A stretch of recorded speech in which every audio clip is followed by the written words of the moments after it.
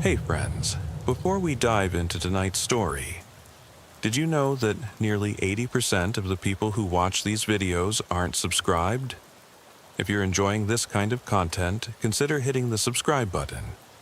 It really helps a lot, and it keeps these long stories going. Also, I'd love to hear from you. What time is it right now where you are, and which city are you listening from tonight? And if these stories help you sleep, feel free to tap the thanks button to support the channel. It truly means a lot. All right, let's get into it. It was 11:07 p.m. on October 3rd when the call came in. I flipped on my vest mic and checked my gear one last time. I never took these checks lightly. 10 years on the force teaches you to respect every moment you step out alone. Tonight, I was working the midnight patrol in the Maple Grove subdivision of Fairfax County, Virginia, a cluster of tidy townhouses with trimmed hedges and squeaky gates. Crime here was rare, but I'd learned that rare didn't mean impossible. Dispatch crackled in. Unit 17, 911 neighbor disturbance, 456 Willow Creek Drive. Caller reports loud banging, someone screaming. Unknown if homeowner inside. Proceed with caution. That address sat 2 blocks from my cruiser's last relocation, so I hit the gas and turned on lights and siren for a few seconds to clear the narrow street. I cut the siren at the bend. This was residential, and sudden noise might spook whoever was inside more than help. I parked under a yellow street lamp that buzzed like old neon. The house at 456 had its front porch light off, but a dim glow came from living room curtains drawn tight. I stepped out, hand resting on my Tasser holster before swapping it to my Glock. The oak leaves rustled in the wind, and the quiet hiss of the HVAC unit whispered from the side yard. I called in. Unit 17, on scene, front door, no response yet. I pulled on latex gloves, clicked on my flashlight, and eased up the 3 concrete steps. The door was unlocked. That told me 2 possibilities. Whoever lived here was expecting company, or they'd left in a hurry and never secured it. I nudged the door open and slipped inside. My spotlight swept over a chewed-up welcome mat and a hallway strewn with kids' sneakers. The faint smell of spilled bleach lingered behind it. The living room was chaos. Couch cushions flipped face down, coffee table askew, half a picture frame cracked on the floor. I froze for a split second. Felt my pulse skip. Then I called, "Fairfax County Police, anyone here respond?" My voice echoed against walls painted pale gray. No voices answered, just distant hum from the upstairs floorboard near the bedroom door. I edged forward, flashlight beam tight in my hand. On the hardwood, I saw scuff marks. 2 parallel lines gouged into the wood, as if someone had been dragged. I followed them with my eyes toward an archway leading into the kitchen. My radio lit up. "Backup en route, ETA 2 minutes. I acknowledged with a clipped affirmative, but my shoulders tensed. 2 minutes felt like forever. I turned toward the staircase. At the top, a hallway lamp flickered on and off. Shadows danced against yellowed wallpaper. I called again, my own name even. "Officer Hayes, I've got a welfare check in progress. Please respond if you can hear me." Silence, then a low thump from the master bedroom behind me. Not a bang or a shout, but a muffled impact, like someone falling against bedposts. I shifted my weight, listening. The back door to the yard stood ajar. Cold air rushed in, carrying the tang of wet grass. I exited through the kitchen, scanning the fenced backyard by flashlight. A child's sandbox lay overturned, sand spilled across pavers. A broken cell phone sat on a lounge chair, screen cracked. I scooped it up, no recent calls, just a damaged screen showing someone's frantic finger movements. My heart pounded. I radioed, "Unit 17 to dispatch, found personal device in backyard." Subject unaccounted for. Send EMS and additional units. I crouched and examined muddy footprints leading around the corner of the house. They were erratic. One booted print followed by a scuff, then another print uphill toward the side door. I holstered my pistol, pulled out my taser, and advanced. Inside the side entrance, the basement door was neither locked nor latched. I nudged it open and clicked on the basement light.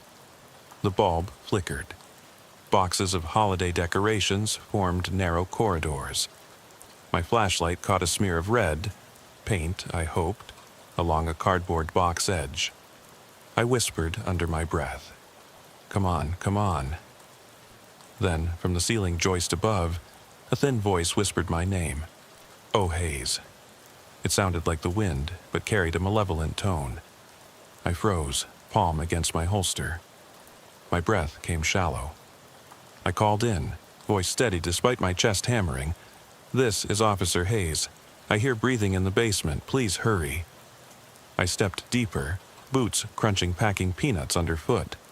The narrow space pressed in, walls closing around me. My flashlight beam passed over tangled extension cords, old Halloween masks, faces frozen in silent screams. Then I saw her. A woman crouched in the corner, shoulders shaking. Her dark hair hung in wet tendrils over her pale face. She wore a stained nightgown, knees pressed tight to her chest. Eyes wide, she stared at me. I holstered the taser and knelt beside her. "Ma'am, you're safe now," I said softly. "I'm here to help."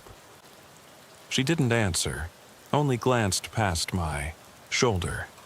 When I followed her gaze, nothing moved, but I felt eyes on me. Suddenly, the basement door creaked shut with authority. I stood abruptly, heart racing. The air felt thick, like wet wool. I reached for the knob, locked. I yanked with both hands. No give. I pulled my radio. "Need assistance in basement, door locked." My voice sounded small in the confined space. The woman whimpered at my side, fingers digging into her arms. Minutes crawled by. I pounded on the door, yanked on the lock, cursed under my breath. Finally, distant footsteps overhead and a soft click. The door swung inward, and two colleagues shone flashlights down at me. Relief washed over me in hot waves. I stepped out, guiding the woman into my arms as they escorted me up. We crossed the yard to my cruiser. I buckled her in the passenger side and ran back inside, sweeping the house one last time. Empty, except for that heavy silence, and the faint echo of my name still ringing in my ears. When I returned, I slid behind the wheel. The woman pressed her forehead to the window, breathing ragged but steady now. I radioed, "Victim in custody, suspect unknown. Medical en route." I watched Maple Grove recede in my headlights as I drove her to the hospital. But even as sirens faded behind us, I couldn't shake the feeling that someone, had followed her out. And somewhere in that empty house, in the dead hush between rooms, I could still hear the soft whisper calling my name. As we pulled away from the house, headlights cutting through the darkness, I kept glancing in the rearview mirror at the empty windows of 456 Willow Creek Drive. Mara Donovan sat beside me, wrapped in a foil blanket, eyes wide but silent. I tried to offer calm words. "You're safe now. Help is coming." But my own voice betrayed a tremor I didn't know it had. The ride to Reston Community Hospital felt endless. Mara stared out the passenger side window as we crossed the Oak Ridge Bridge, the community lights reflecting off her tear-streaked face. I kept my hand on the door handle, ready to leap out if she bolted, but she didn't. When we pulled into the emergency bay, paramedics swarmed in, cutting the seatbelt straps and guiding her gently onto a gurney. She turned her head toward me and whispered, "They were watching me, through the walls." I nodded once, Mayfield, my field sergeant, arrived moments later, his flashlight bobbing behind him. "Hayes, good work," he said, voice low. "Medics have her. I'll take it from here." I gave him a brief nod, still processing the basement door slamming shut behind us, the eerie echo of my name bouncing off those damp concrete walls. Back at the station, I filled out the initial report. Subject rescued from basement. Possible foul play. No suspect in custody. The kitchen phone and Mara's cracked cell phone were entered as evidence. I noted muddy footprints in the backyard, scuff marks on the hardwood, torn picture frame, but I hesitated under comments. How do you explain hearing your own name whispered in a crawl space? I left that line blank. By 2 a.m., my shift officially ended, but sleep was out of the question. I swapped my uniform for a plain polo and drove home in silence. The roads were deserted, save for one lone jogger who startled at my cruiser's headlights. At home, I paced through the living room, poured a mug of black coffee, and sat at my kitchen table with the station's printouts. The photos, Mara's relief as she climbed out of that basement hatch, looked incongruous next to the digital scan of her smashed cell screen. I ran my fingers through my hair. On one hand, it was a textbook welfare check gone sideways.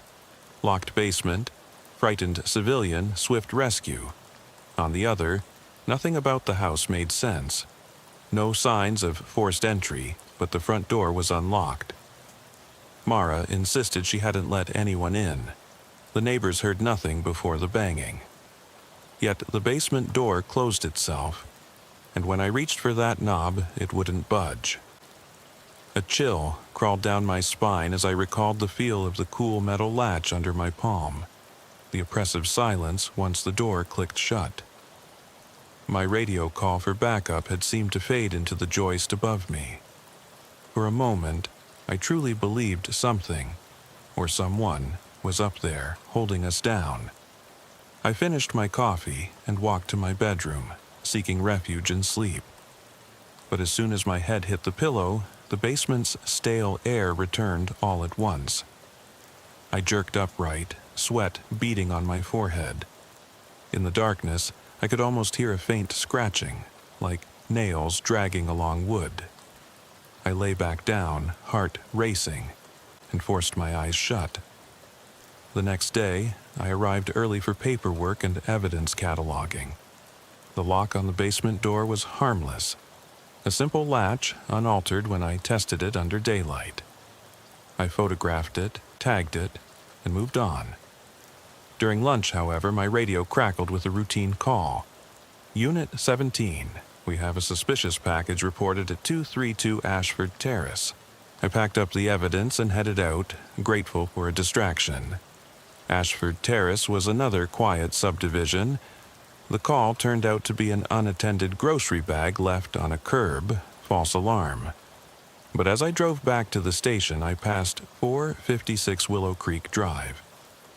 The curtains were drawn shut, front light still off. I slowed down, my cruiser's tires crunching gravel. For a moment, I thought I saw movement at the living room window, an outline shifting behind the fabric. I flicked on the spotlight. Nothing. Just the cracked sidewalk, the garage door stained with ivy. That night, I couldn't shake the image.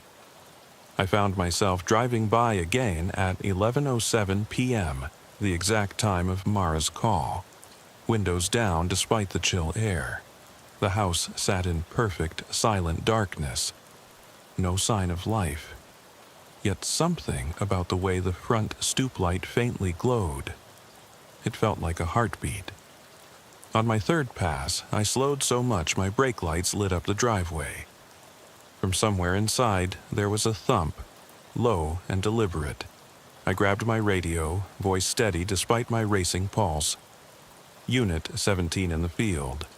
Possible unauthorized activity at 456 Willow Creek Drive. I'm checking on it. Backup units were tied up, so I idled there, flashlight in one hand, weapon in the other.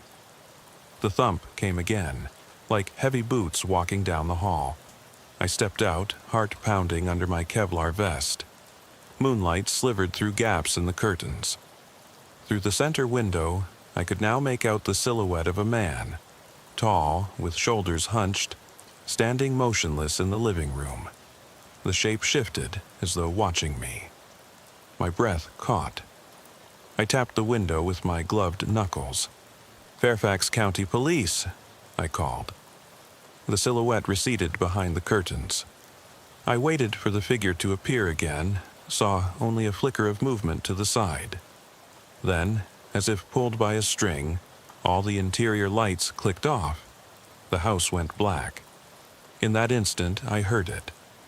A soft whisper through the glass, muffled, but clear enough I felt my spine freeze. It sounded like my own voice. "Hayes." My hand shook on the flashlight switch. My phone buzzed, a text from dispatch. "Any update on Willow Creek?" I stared at the dim house, every instinct screaming to get back in my cruiser. I typed, "Negative. No sign of activity, standing by." But I knew that was a lie. That night, I drafted a supplemental report. Entry number 42. After initial rescue, I observed a potential suspect on scene several hours later. Silhouette seen, interior lights off, possible surveillance. I recommended a follow-up welfare check and motion sensor cameras.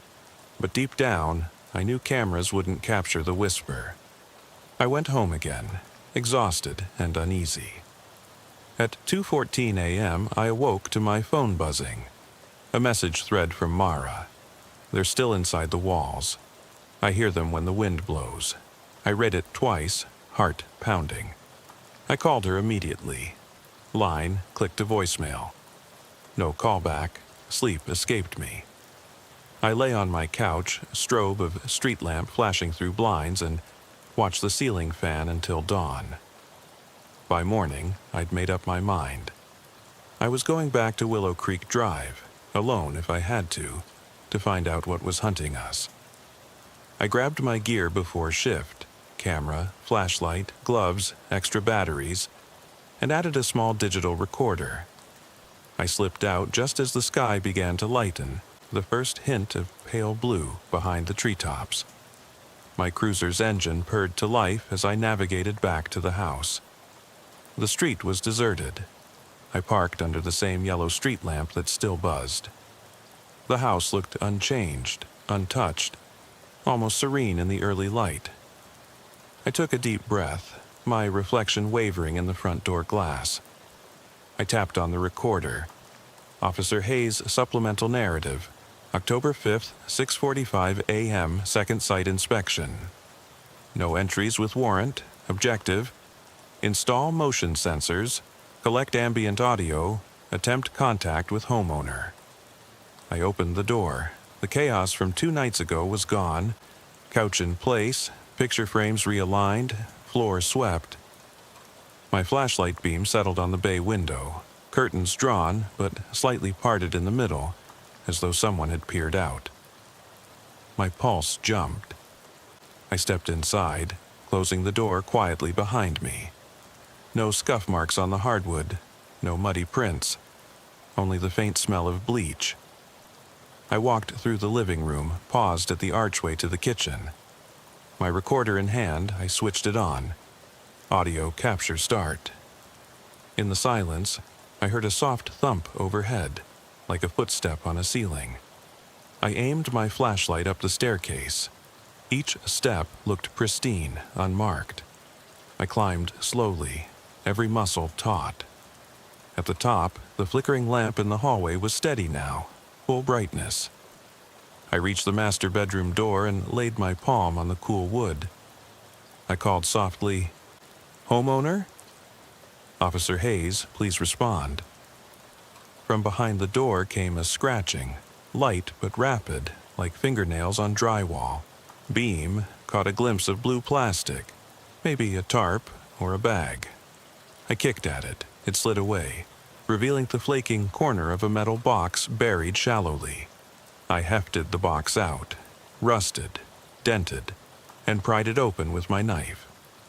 Inside, a battered leather journal, soaked through with something dark, and a single child's sock.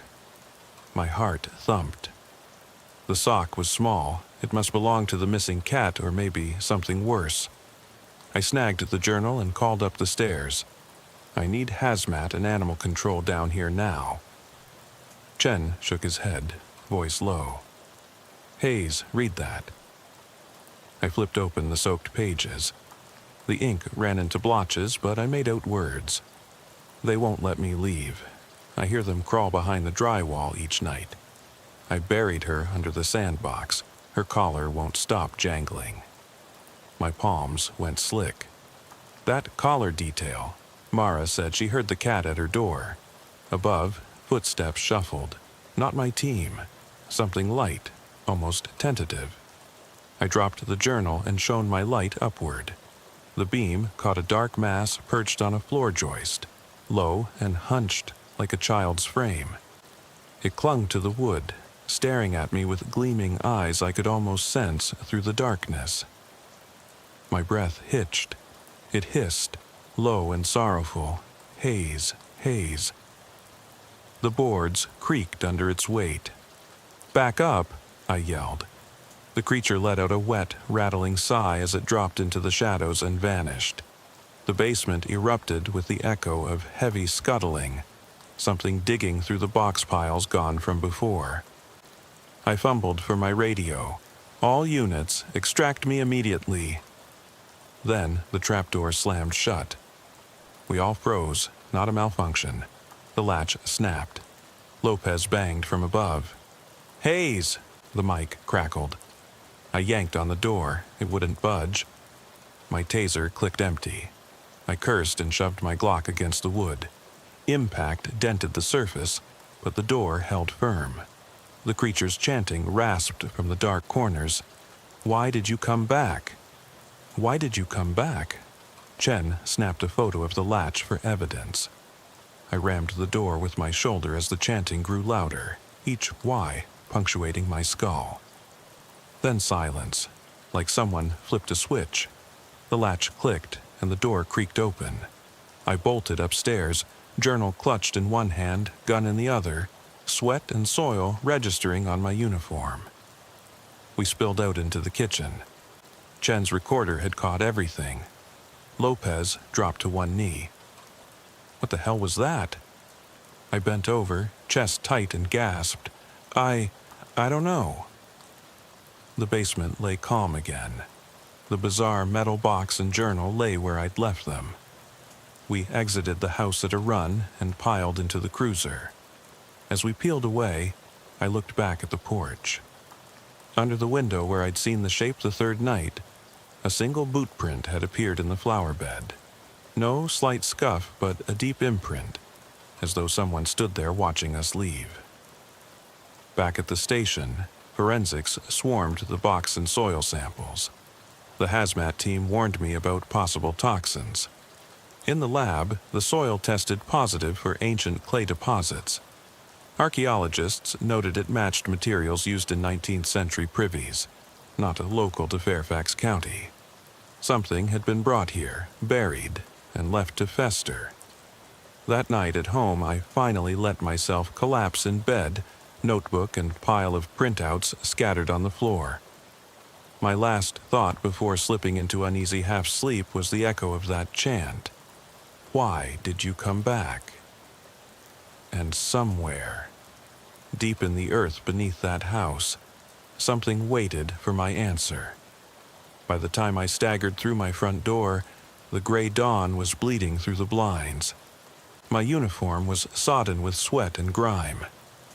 I dropped my gear by the entryway and leaned against the wall, breathing shallow. Every muscle in me ached, and my heart still drummed that old question. Why did I come back? I peeled off my boots and slung them beside the door. In the kitchen, I poured 2 cups of coffee, black, and downed them both without stirring. My hands shook so badly, I almost spilled one on the counter. I rubbed my eyes, glanced at the stack of printouts I'd left there the night before. Crime scene photos, soil reports, the battered leather journal, all evidence of something beyond our training, something that didn't belong in Fairfax County. Sleep felt like a distant promise. I dialed dispatch and ordered overtime on the case file. I needed every resource. Backup teams, forensic analysts, building inspectors. They were going to reopen 456 Willow Creek Drive today.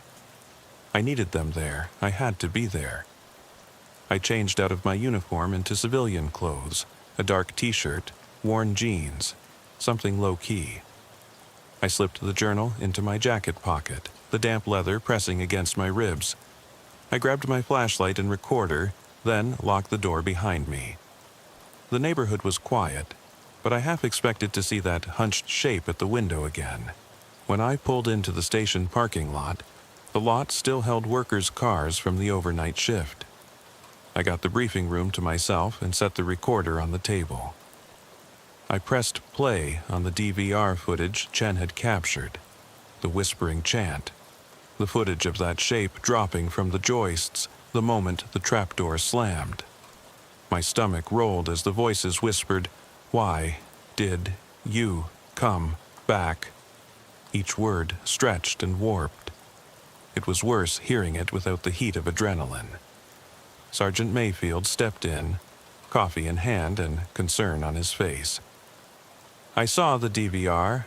Son, we're reopening the whole scene, but no solo excursions. You understand, right?" I nodded slowly. "Yes, sir. I'll be with the team the rest of the way." He exhaled. "Good. We've arranged a code enforcement and structural engineers to meet us there in 2 hours. Forensics is coming too. We'll treat it like any other complex crime scene." He tapped the recorder. "And this," he looked grave, "we'll handle carefully. Tech will catalog it as possible psychological hazard." I swallowed. "Understood." I turned off the recorder and tucked it away. When we arrived at Willow Creek Drive, the entire block felt off. Cones and yellow tape cordoned off the property.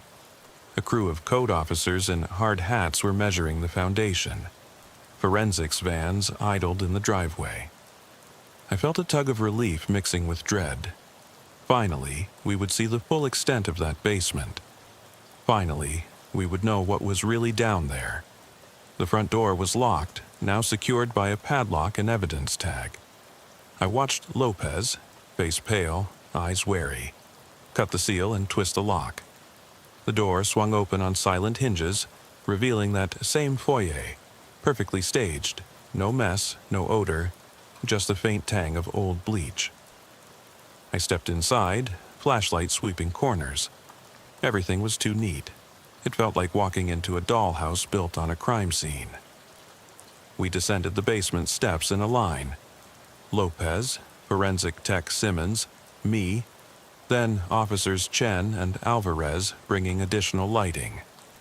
The trapdoor was flush against the frame. Simmons knelt and inspected the latch.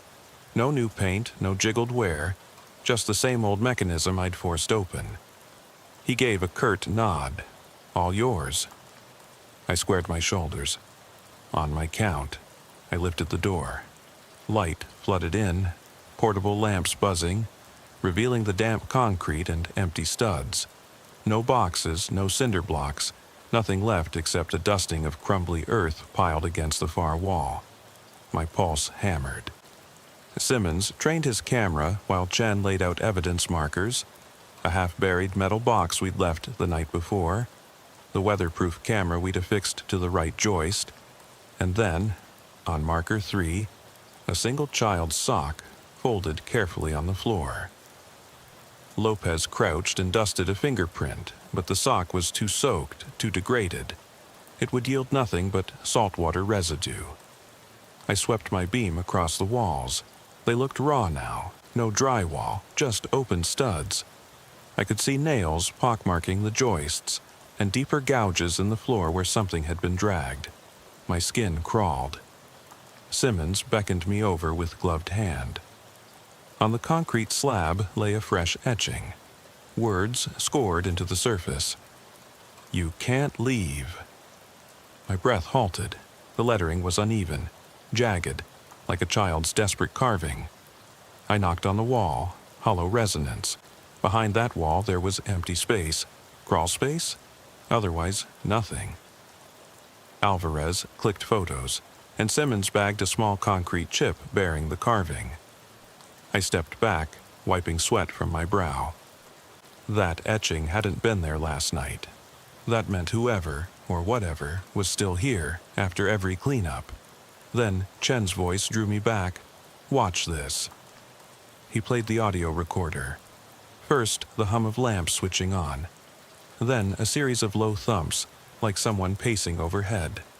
Then, unmistakably, a soft, raspy breath right beside the mic.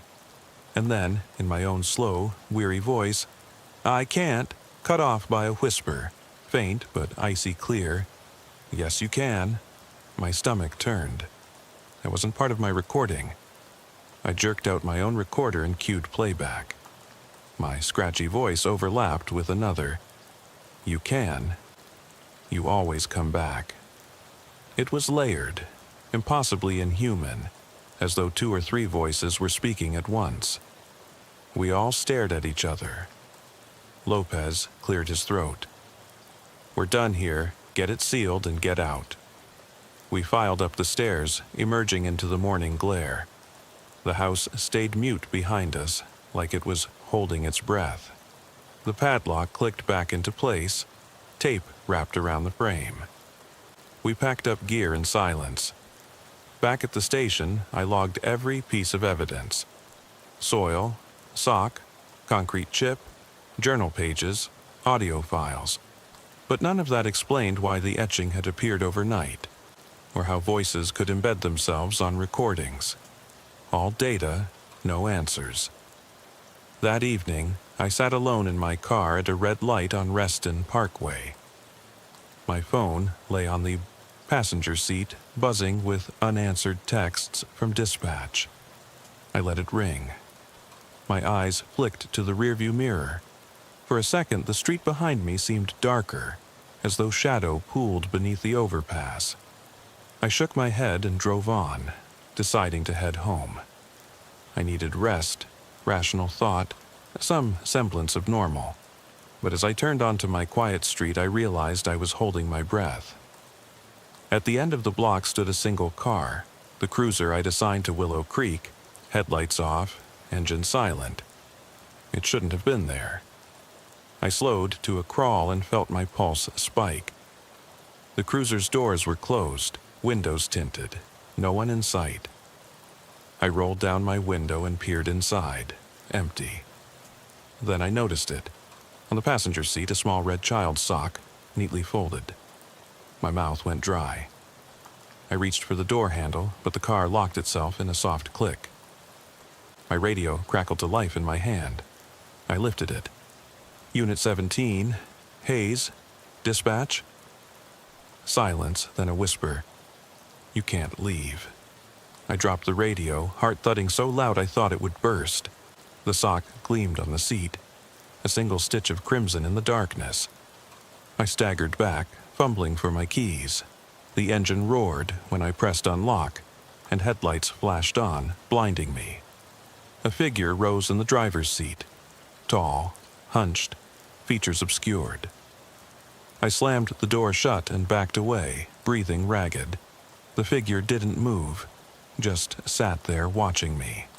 The red sock tumbled onto the floorboard as the doors locked again. I fumbled for my radio. Dispatch, this is Hayes. I need backup. But the line filled only with static. In that static, I heard my name, half gasped, half hissed. Hayes. My vision blurred. I realized then that it didn't matter how far I ran or how many backup teams I called. That house, those walls, the voices, they had followed me home. And now, as I stood alone in the empty street, I knew I would never leave their reach. I never made it to my front door. Instead, I turned and ran down the sidewalk, away from the cruiser, away from the house at the end of Willow Creek Drive. Behind me, the engine died, lights cutting out like a heartbeat gone silent. The sock lay abandoned in the back seat, waiting for someone else to find it. And in the quiet that followed, I could still hear, just beneath the wind, the soft, unending whisper, "You can't leave." My lungs burned as I pounded down the sidewalk, each footstep echoing against the quiet houses. The memory of that lone red sock on the cruiser's seat haunted me with every breath. I didn't look back, I dared not, but I knew the house on Willow Creek was watching, waiting. When I finally reached the corner, I paused beneath a lamppost, hunched over like a man twice my age. My uniform shirt was plastered to my skin, but I wore civilian clothes now, a dark t-shirt that clung to me like a second skin.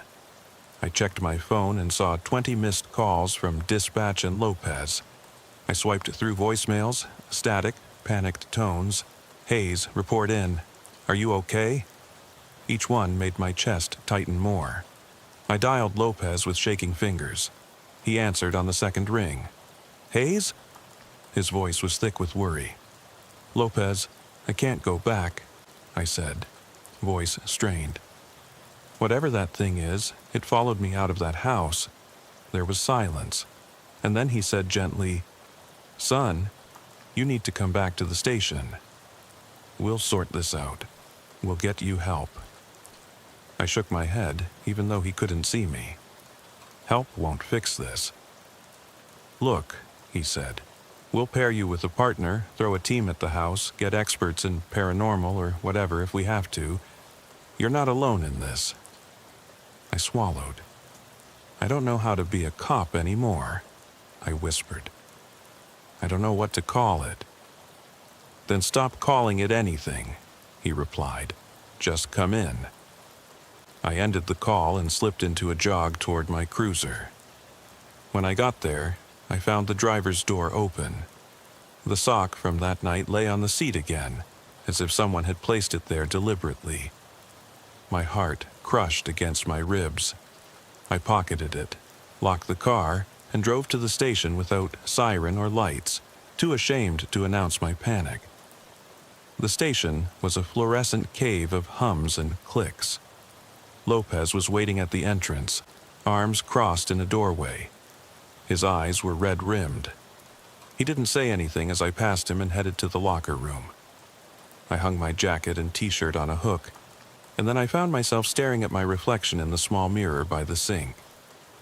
Dark circles under my eyes, unkempt stubble, hollow cheeks.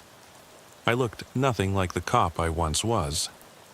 Lopez appeared behind me, sliding a private's badge back onto my collar. "We've got a conference room set up," he said. "Sergeant Mayfield and the techs are there." I followed him, each step heavier than the last. Inside, Mayfield stood by a projection screen showing photos of that basement, the muddy footprints, the scrap of concrete with "You can't leave" carved across it. A forensic tech, Simmons, sat at a laptop, headphones hanging around his neck. Alvarez and Chen sat at the table, eyes tired. All of them were waiting. Mayfield spoke quietly, as though not to stir the room's tension. "We have motion sensor data from the cameras you installed," he said, pointing to the screen. The footage showed faint movements, nothing more than swaying shadows at first. Then a shape darting across the doorway at precisely 2:14 a.m. matching your phone buzz. Then he clicked again. The shadow merges with the walls and the frame goes black. I swallowed. That shadow, it looked human, but wrong. It moved like it could squeeze through cracks in the wood. Alvarez spoke up.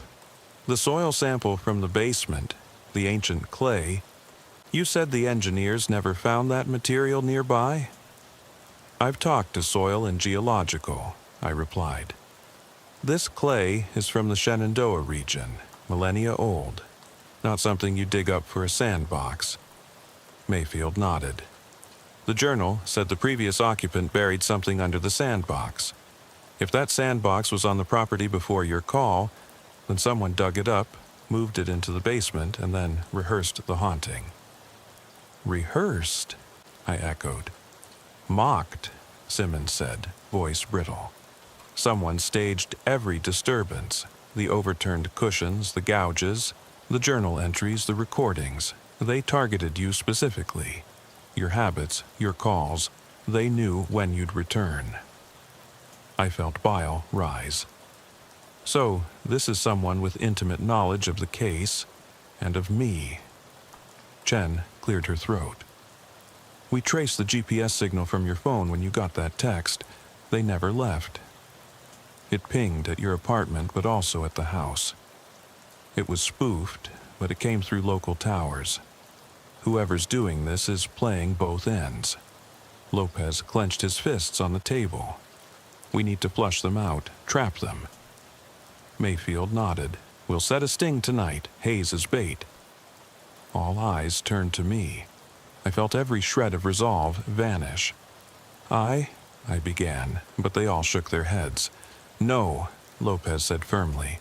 You volunteered for this job. We need you. I closed my eyes and took a breath. Okay, I whispered.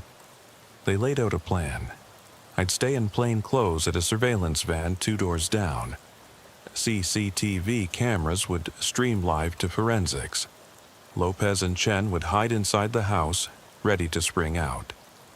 Simmons and Alvarez would watch monitors and handle comms. Mayfield would coordinate from the station. By 10 p.m., we were in position. I sat in the surveillance van, the interior lit by pale monitors. My heart hammered so loud I could barely hear the team's radios clicking. I held the battered leather journal in my lap, the original from beneath the sandbox, its pages splayed open to the line. I buried her under the sandbox. Her collar won't stop jangling. I traced a fingertip along the damp leather. A clock on the dash read 10:07. At 10:14, my phone buzzed with a text. Why did you take her away? This time, it came from Caroline Griffin's number, the supposed homeowner. My phone displayed her name. I swallowed and packed the phone into my pocket. On the van's monitors, the empty living room flickered. The team's hidden cameras had live feeds. One in the kitchen, one at the trap door, one in the master bedroom. The quiet hum of the van's AC was the only sound. I keyed my mic. All units ready, Chen whispered. Ready. Lopez's voice was tense. Ready. Every monitor fed stillness. I glanced at the journal again. The last legible entry was dated October 2nd. They wait each night, drawn by the scent of fear. At 10:27, a soft thump echoed from the feed in the kitchen. Not the measured thumps from before, but slow, deliberate, like someone placing one foot in front of the other. My fingers tightened on the journal. At 10:28, another thump. Then the sound of scraping from the basement camera, followed by the creak of the trapdoor above. On the bedroom cam, the light switched on by itself, illuminating the neat dresser drawers. And then, at 10:29, on the living room cam, the front door opened, just a crack, though it was locked. A shape slipped in, hunched low. I leaned forward. Mayfield's voice crackled. Positions. Chen and Lopez moved inside, silently. The figure in the kitchen appeared as a tall silhouette, human white against the dim light, but shoulders too broad, limbs too long. It paused, then moved toward the basement doorway. On my monitor, I saw it half enter the basement, only arms and torso, then vanish. The basement feed went static. I slammed my fist onto the dash. Basement feed down, enters now, I shouted. Simmons yelled back for the AC to go silent, while Alvarez tapped commands at a keyboard. Suddenly, the static cleared.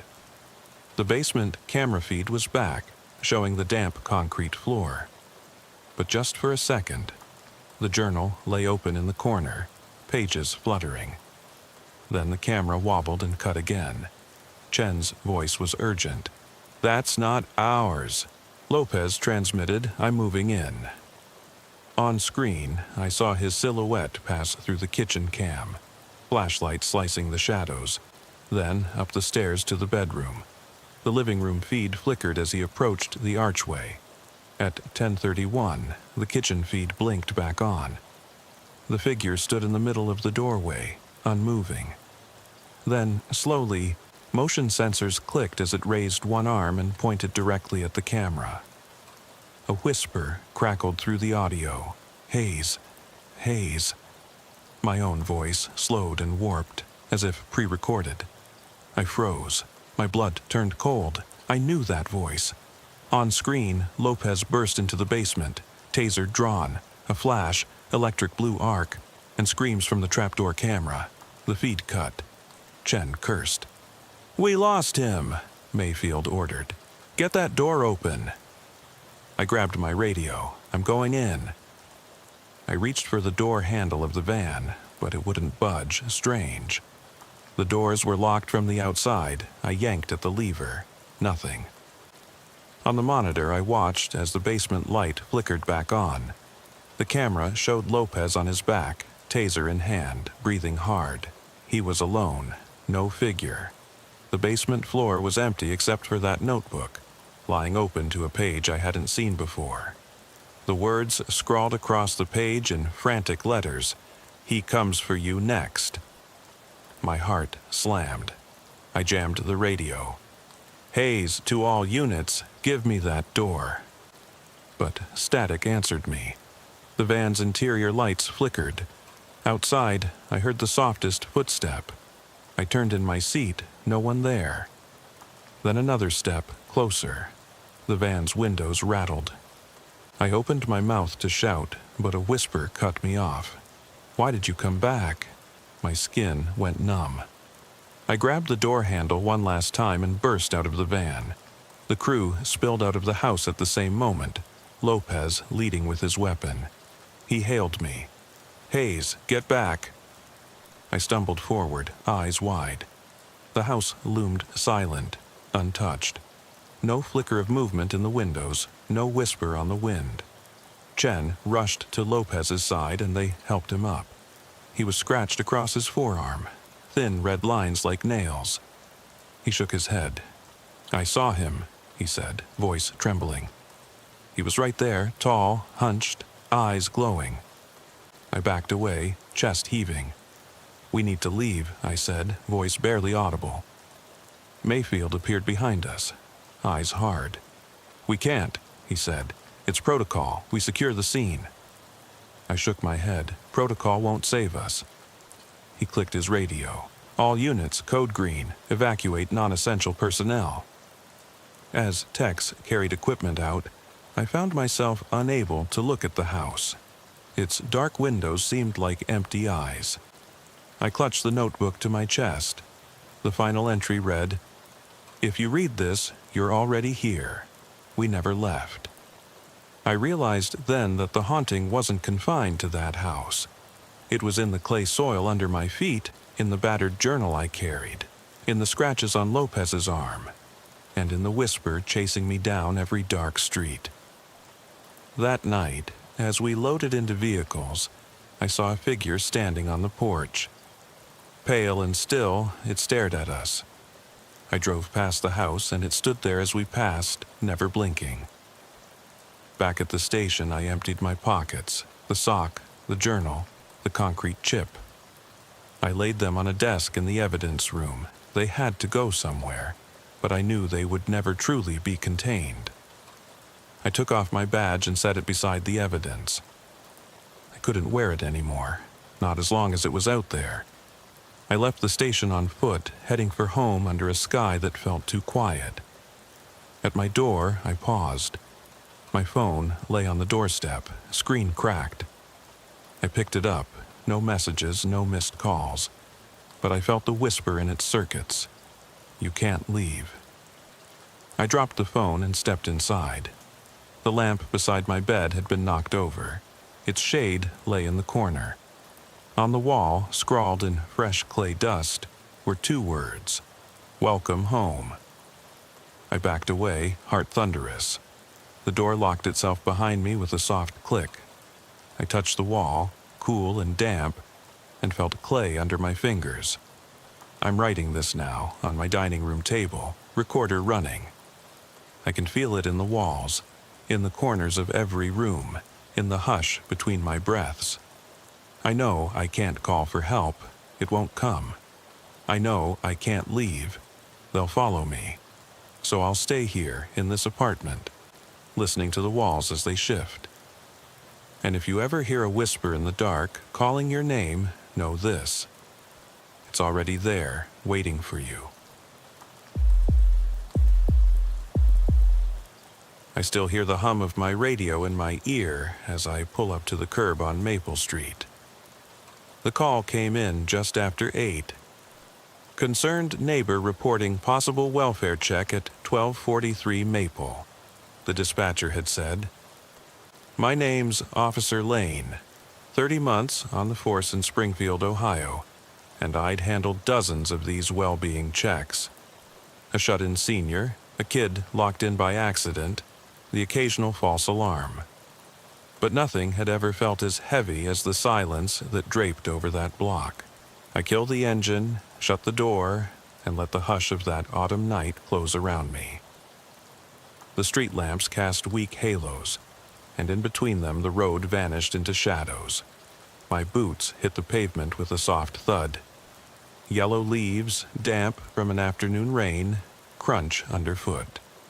Across the way sits a row of half-built duplexes, gates swinging on broken hinges, and farther down, the squat brick building marked 1243. One window glows faintly, a solitary lamp burning in a living room that should have been empty. I draw my breath into my chest, steady it, call protocol first, approach, announcement, entry if needed. I slip the radio to my lips.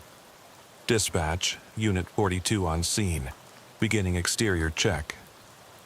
My voice sounds tight in the silence. I step onto the property, noting footprints in the muddy grass, stomps that lead up to the front stoop, as if someone had hurried here, paused, then reversed course toward the back gate. The front door stands slightly ajar. I reach for my flashlight and grip my T-handle baton under my jacket.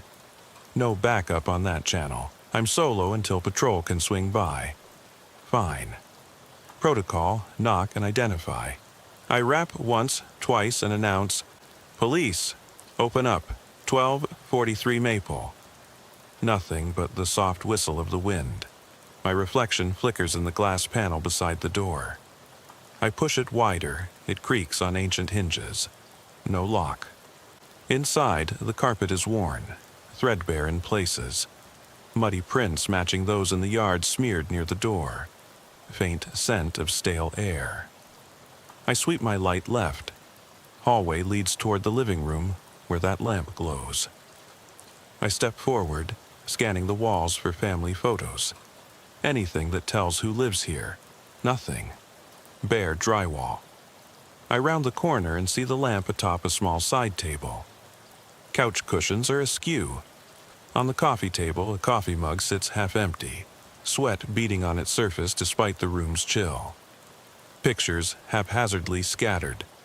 A woman's face in several frames, smiling confidently.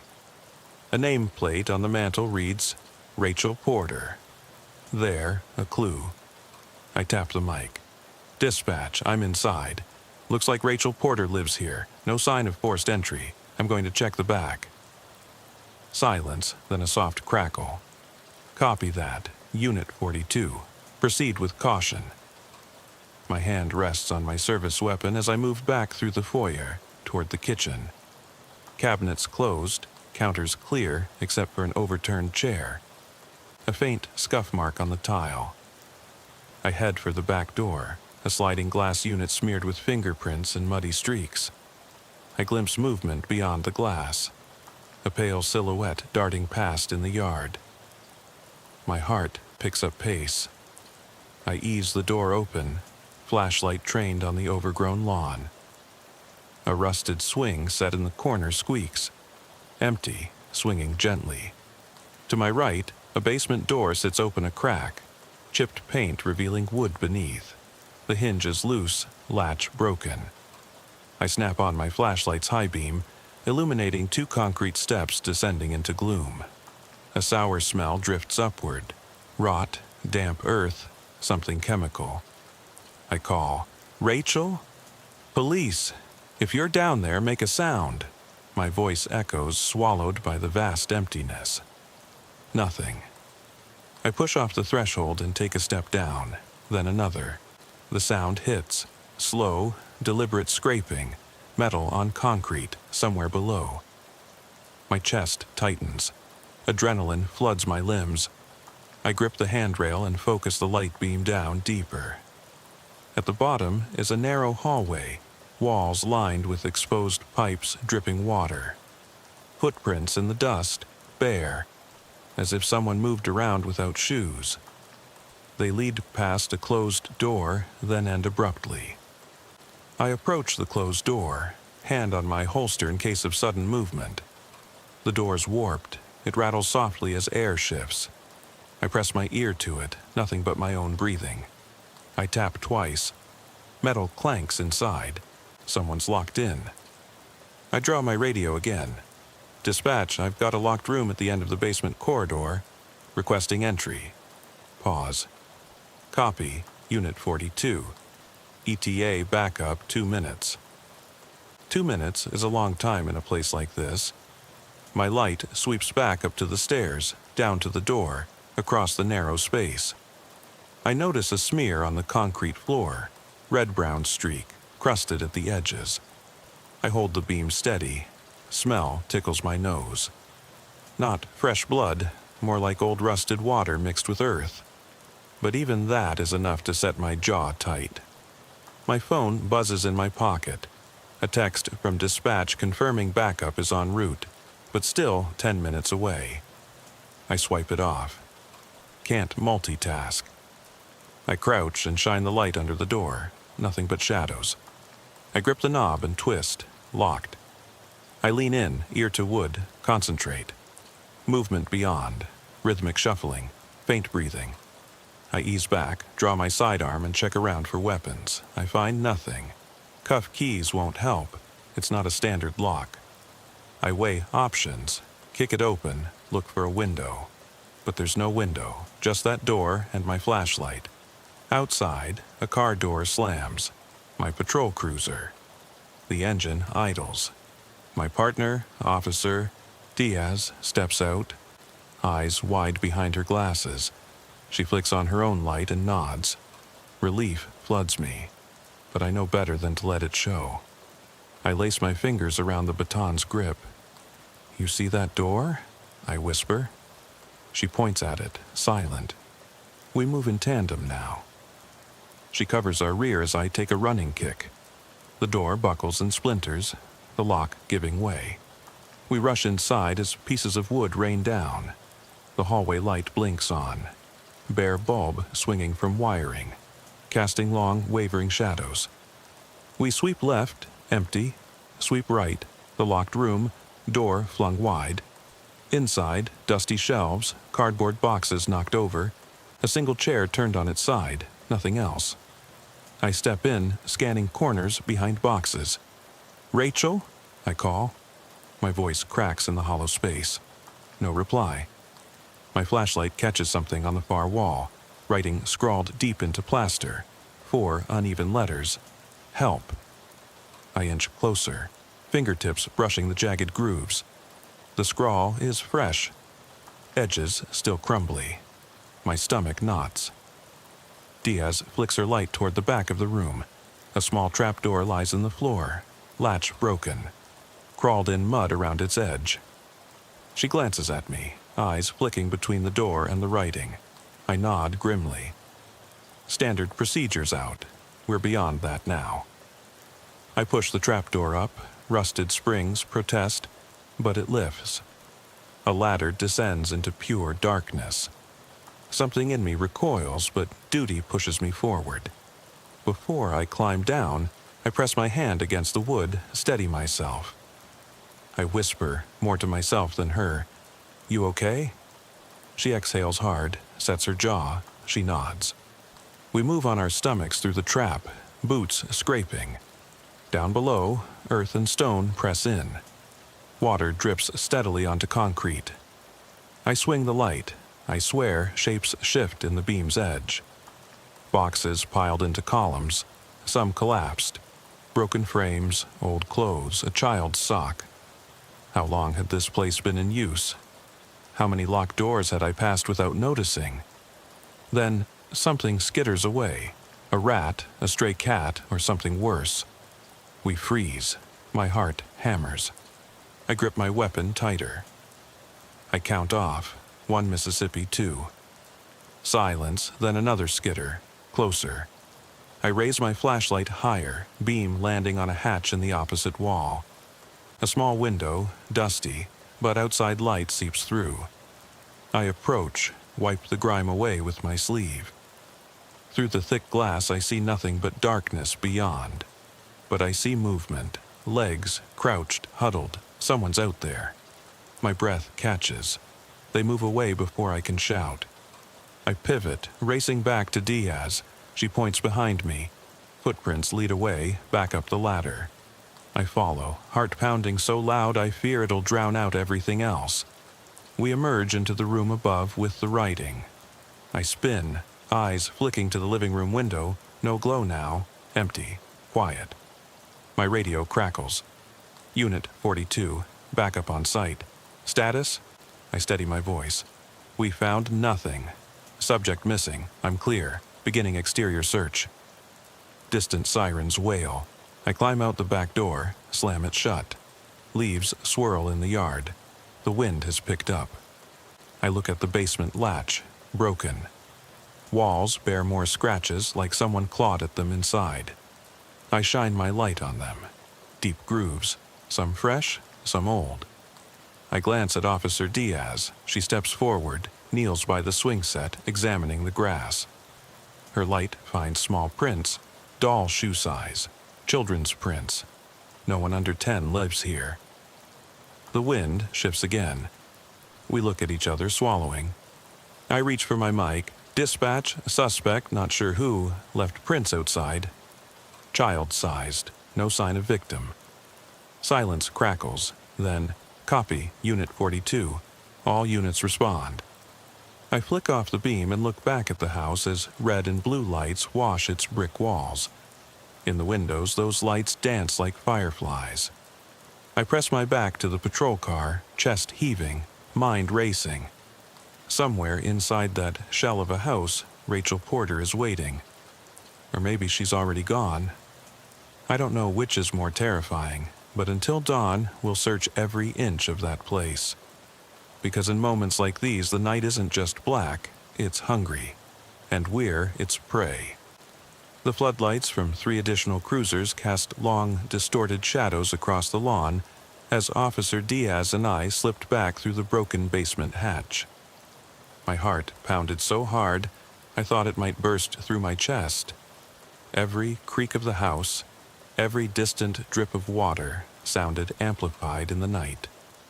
Diaz followed close behind, her flashlight beam dancing over upended boxes and cobwebbed rafters.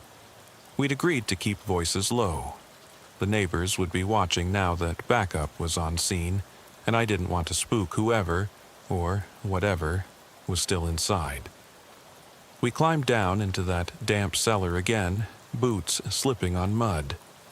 The air tasted like mildew and something coppery, like old blood. I flicked my wrist to turn on the overhead work light someone had evidently dragged down here earlier, its bulb strobing and crackling. Under its harsh glare, the fingerprints on the walls looked fresher, glossier than before, as if scraped into the plaster only moments ago.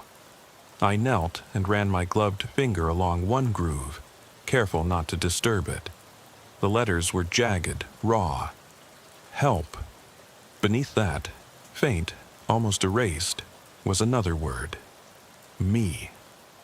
The deeper I stared, the more convinced I became that someone, or something, was clawing at these walls to be heard. Diaz tapped my shoulder. and I looked up to see her flashlight trained on an overturned box. Its flaps were splayed wide, and inside lay a child's toy truck, half buried in dirt. I frowned. Rachel Porter was in her 30s. Why a toy here? I leaned closer and probed with the tip of my baton. The truck's paint was chipped, and around its wheels was a dark smear, moist. I shone my light on it, and saw that it wasn't just dirt. It was a dark sludge that glistened unnaturally in the beam. I swallowed, the hairs on my neck standing on end. Could be paint, I murmured, though I knew better. Paint didn't smell like iron, and why would someone hide a toy in a basement crawlspace? The toy's presence felt like a taunt, a breadcrumb dropped to unsettle. A sudden crash boomed from above, a cabinet door slamming shutter, something larger falling, followed by a sharp, anguished gasp. Diaz drew her weapon, and I did the same, instincts snapping into place. We exchanged a single, tense nod, then hustled up the ladder. Our boots pounded up the rungs, and I nearly lost my grip when the ladder shifted beneath me. At the top, I pushed myself through the trapdoor, yanking it closed behind us. The living room lamp had died again. The apartment was darker than before. My radio crackled to life. Unit 42, are you okay? Dispatch. Relief flooded me, but I tightened my grip on the grip of my pistol. We heard something loud, no visual yet, proceeding with caution. My partner, Diaz, swept the room with her light. One cushion on the couch sat upright now. Earlier, it had been tipped. The coffee table still held that half-empty mug, but the liquid had shifted, as if stirred. Ripples faintly catching the dim light from the hallway. Someone had been here, recently. We moved toward the hallway, voices hushed through clenched teeth. At the end of the hall, a narrow door led to the bathroom. The faint glow from the hallway bulb flickered as we passed the kitchen, its counters still bare. I paused by a framed photo of Rachel and her sister, smiling in front of a park gazebo. I glanced at Diaz. You think she was living here alone? She shook her head, eyes wide. I don't know. Phone records show only her name on the lease. We reached the bathroom door. I pressed my shoulder into it. It gave way with a tortured groan. Inside, tiles were cracked. One sink faucet bent down as if yanked. The mirror was splattered with something dark. Drips and smears that looked like rust, but too thick, too viscous. My pulse kicked up again.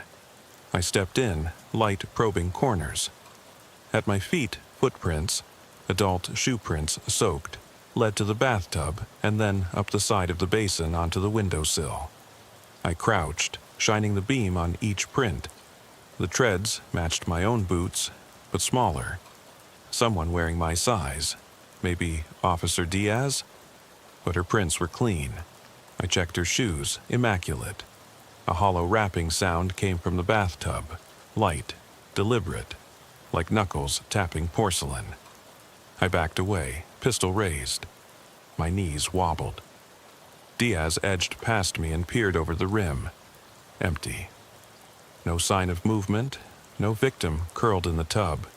Just chipped tile and a dark stain where the water pooled. I flicked off the light and we crept out, every nerve screaming. Let's get everyone out, I whispered. We secure and wait until daybreak. Diaz nodded, her face pale in the gloom. We retraced our steps to the living room, passing the fireplace where the name Rachel had been scratched into the mantel earlier. Now, someone had scrawled another word beneath it. Sorry. The letters were smaller, more precise, as if written by someone who still had control of their fingers. I crouched and traced the grooves, no mistaking the intent. It was an apology. But for what? A phone rang, sharp, electronic, coming from the bedroom. We both froze. No external ringtone matched. This was a landline. Landlines don't ring like that. The sound echoed off walls, We exchanged horrified looks. Slowly, I reached for the door frame and eased myself into the bedroom. The phone on the nightstand glowed red. The handset cradle was broken. The phone rested askew. I raised the receiver. My glove squeaked and brought it to my ear. Silence. Then a faint breath. I held still, pulse in my throat. "Hello?" My voice trembled. Static crackled, then a whisper so soft I strained to hear. "Help! Please!" The line went dead. My ears rang. I dropped the receiver and it clattered to the carpet. Diaz gasped. I steadied myself against the wall. "Dispatch," I whispered into my mic, but my hand shook too badly to key the button.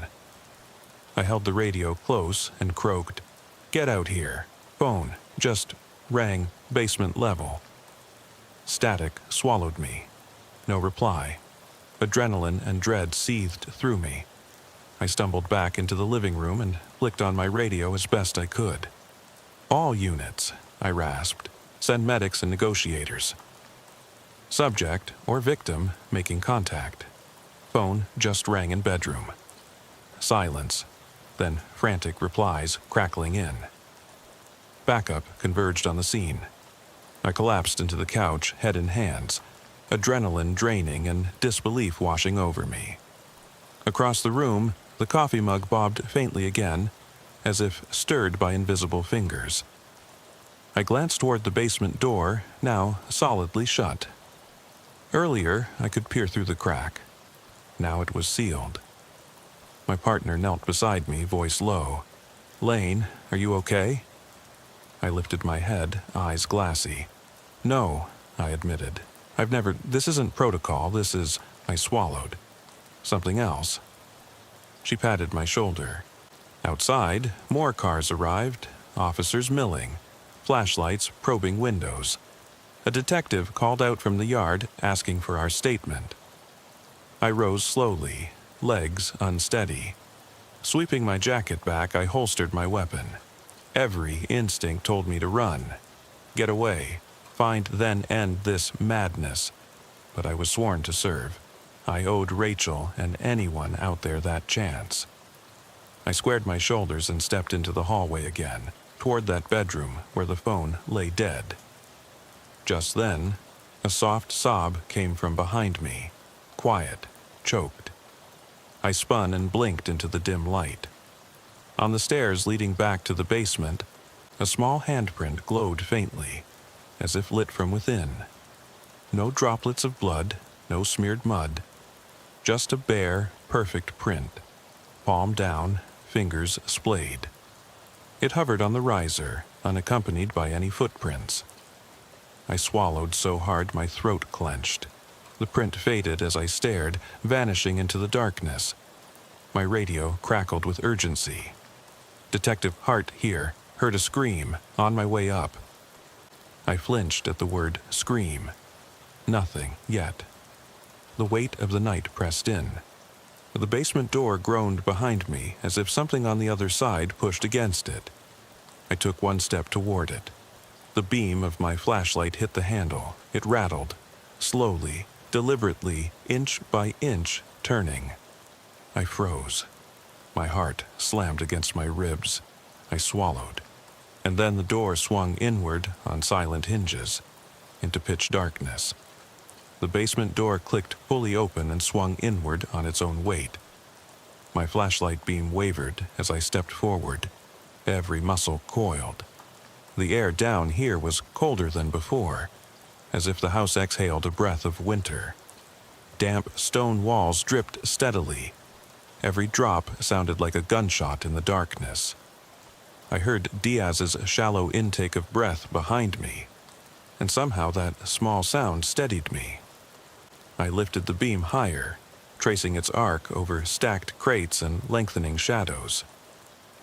At the far end, where I'd last seen the rat, or whatever it was, there now stood a narrow passage I hadn't noticed before, its archway masked by hanging tarps and electrical cords. My boot scraped on gravel. I paused, listening. There was a faint thud-thud-thud, like something tapping on concrete from within that hidden corridor. I keyed my mic.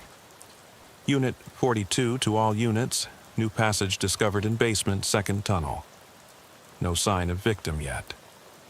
My words echoed back through the speaker, hollow, swallowed by thick stone. No reply came, too much interference. I exhaled and motioned Diaz forward. She swept her light across the tarps. They were stained dark, as if touched by hands that bled onto the fabric. I ducked under the first tarp.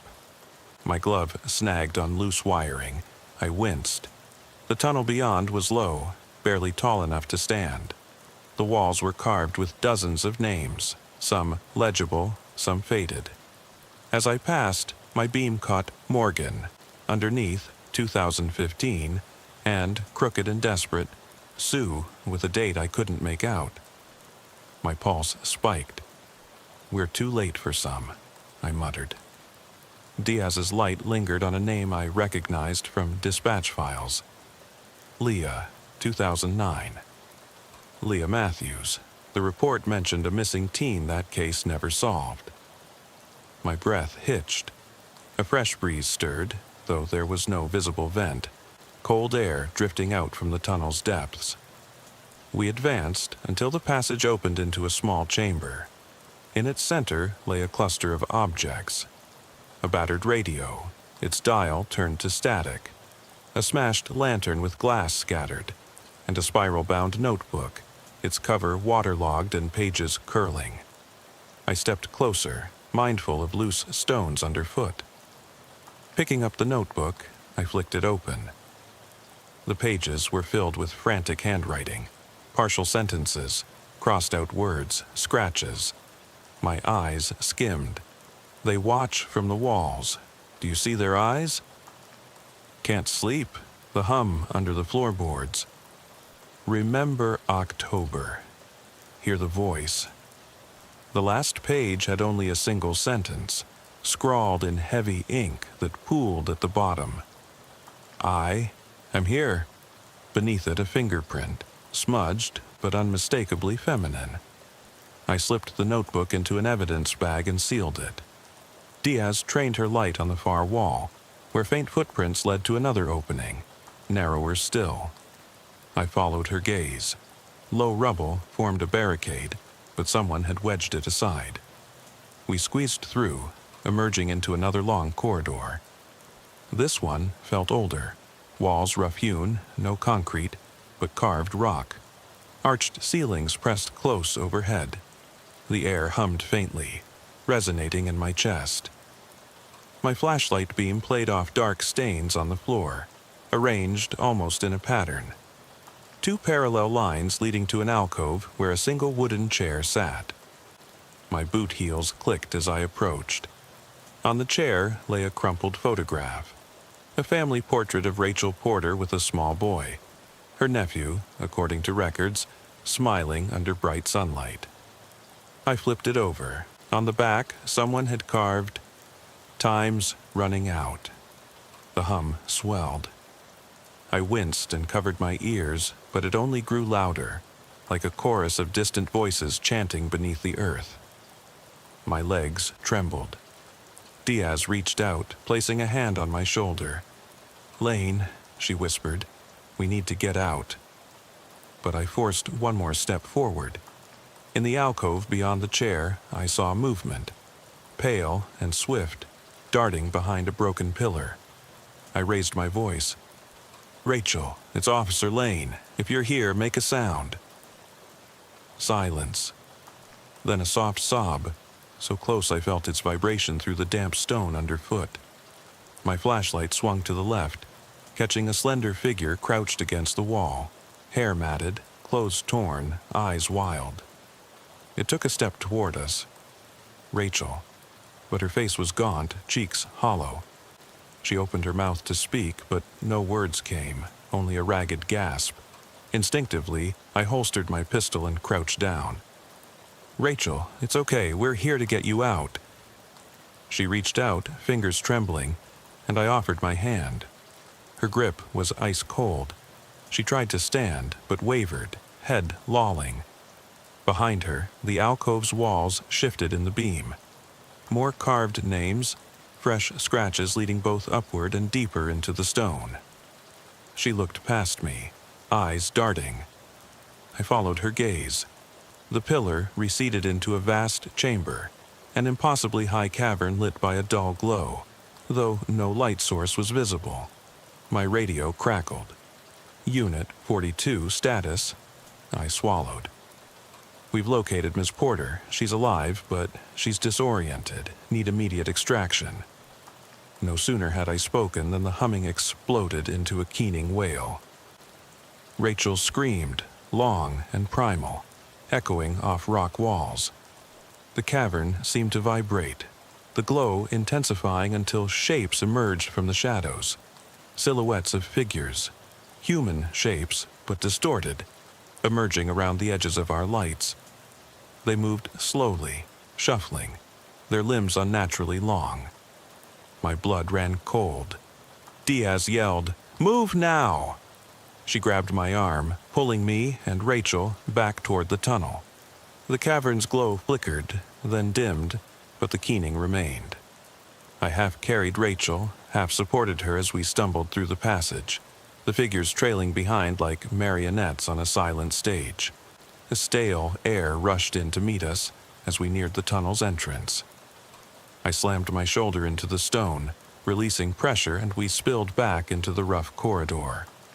Behind us, the cavern mouth closed in on itself. Walls of stone sliding, sealing the chamber. I heard a final echoing thud. I paused, heart hammering, and slid Rachel's arm over my shoulder. We turned and ran, or I ran, carrying her, guided by the faint glow of my dying flashlight. Boots pounded against loose gravel. My breath came in rasping gasps. I didn't look back. At the first ladder, I hoisted Rachel up, then climbed myself. Every rung a promise of daylight. Above us, the basement hatch was ajar. I wrenched it open, dragging Rachel through and collapsing onto the cold floor. Diaz was already slamming it shut, her face streaked with dirt and fear. She wedged a piece of wood against the latch. We lay there, heaving, in the emptiness of the room where "sorry" was scrawled beneath Rachel. The lamp above flickered once, then died, plunging us into darkness. Through the floorboards came the low, distant hum, softer now, like a lullaby fading away. I pressed a trembling ear to the floor. No sound now, except our own breaths, ragged and urgent. I looked at Rachel's face, her eyes closed, chest rising and falling. Alive. But something had changed. Behind her closed lids, I knew she still saw that cavern. And so did I. I raised my radio and keyed it with a shaking finger. Dispatch, to secured. Evacuating immediately. Entire structure is compromised. As I spoke, the floor beneath me shifted ever so slightly. Just a tremor. Enough to remind me that whatever lived beneath Maple Street was still awake, watching, waiting. I ended the call and gathered Rachel in my arms. We stepped into the hallway, my pistol drawn again. The front door stood open, yellow streetlight bleeding in. I glanced back at the basement hatch.